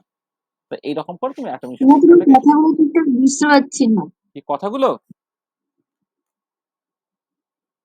এই টকা হ্যাঁ। টিপু স্যার কথাগুলো আটকাচ্ছে। হ্যাঁ স্যার করছো ভয়েস। হ্যাঁ হ্যাঁ এই যে স্যার কথাগুলো ফোনটা- আটকাচ্ছে। হ্যাঁ কথা মানে এই যে ফোনটা নিয়ে চলে গেলেই কথা আটকে যাচ্ছে। হ্যাঁ দেখ আবার শুনতে পাওয়া যাবে ঠিকঠাক করে, বুঝছে? দেখো তাহলে বুঝতে পারলে যে দেখো এই যে মানে তোমার এই যে মানে আমি যেটা বললাম আর কি, n1 ইকুয়াল টু 1 এ নামছে 2 3 4 5 6 ইত্যাদি থেকে, তাহলে লাইমান সিরিজ পাচ্ছ। n ইকুয়াল টু 2 তে নামছে 3 4 5 6 থেকে, তাহলে বামার সিরিজ পাচ্ছ, পার্সেন্ট সিরিজ পাচ্ছ, ব্র্যাকেট সিরিজ পাচ্ছ, ফান সিরিজ পাচ্ছ।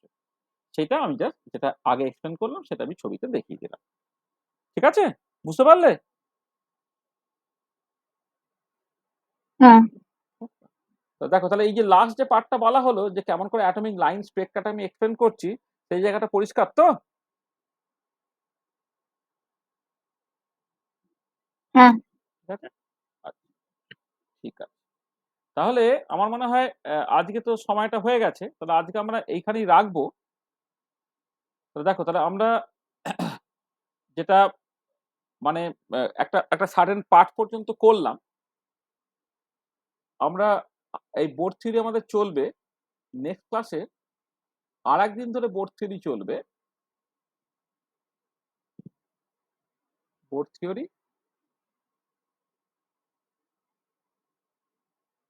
কন্টিনিউড হবে। কারণ আমাদের এইখান থেকে আরো কতগুলো জিনিস বের করতে হবে, যেমন তার ভেলোসিটির এক্সপ্রেশন, তার রেডিয়াসের এক্সপ্রেশন, তারপরে সেখান থেকে তোমার পর্যায়কাল যেটা টাইম পিরিয়ড তার এক্সপ্রেশন, তারপর তার ফ্রিকোয়েন্সির এক্সপ্রেশন, তারপরে বোর্ড থিওরি যে লিমিটেশন, এইসব জিনিসগুলো আলোচনা করতে হবে আর কি। তাহলে নেক্সট ক্লাসে বোর্ড থিওরি আমাদের ক্ষেত্রে কন্টিনিউড হয়ে যাবে। হ্যাঁ, সেক্ষেত্রে তোমার এই যে রেডিয়াস সেটা নিয়ে ডিসকাশন, স্পিড যেটা সেটা নিয়ে ডিসকাশন, তারপরে তোমার ধরো টাইম পিরিয়ড সেটা নিয়ে ডিসকাশন, তারপরে ধরো সেখান থেকে তোমার এই limitations of board theory, limitations of board theory, এটা আমরা দেখবো। আমরা তো সাকসেস তো প্রচুর দেখবোই, তার সঙ্গে লিমিটেশন কিছু দেখবো, তার সঙ্গে আমরা ধরো প্রচুর MCQ and numerical problems discuss করবো। তার সঙ্গে সঙ্গে এমসিকিউ এবং বিভিন্ন রকমের নিউমেরিক্যাল প্রবলেমস হচ্ছে ডিসকাস করবো। ঠিক আছে, এইটা হচ্ছে আমাদের নেক্সট ক্লাসে যেটা করতে চাইছি সেটা হচ্ছে, তাহলে আমরা এন্ড অফ লেকচার 2। দেখো তাহলে যা যা ডিসকাস করেছি তাতে কিন্তু কারো কিছু অসুবিধা হয় তো বলো।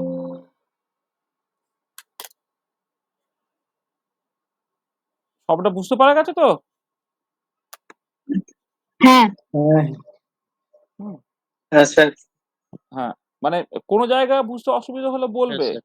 আমি সৃজনীকে বকছি এবং সৃজনীকে আমি জিজ্ঞেস করছি, আর সৃজনী খুব ছোট বলে আমি আশা করছি যে সৃজনীকে যদি বোঝাতে পারি তাহলে সবাইরই বুঝতে পারার কথা।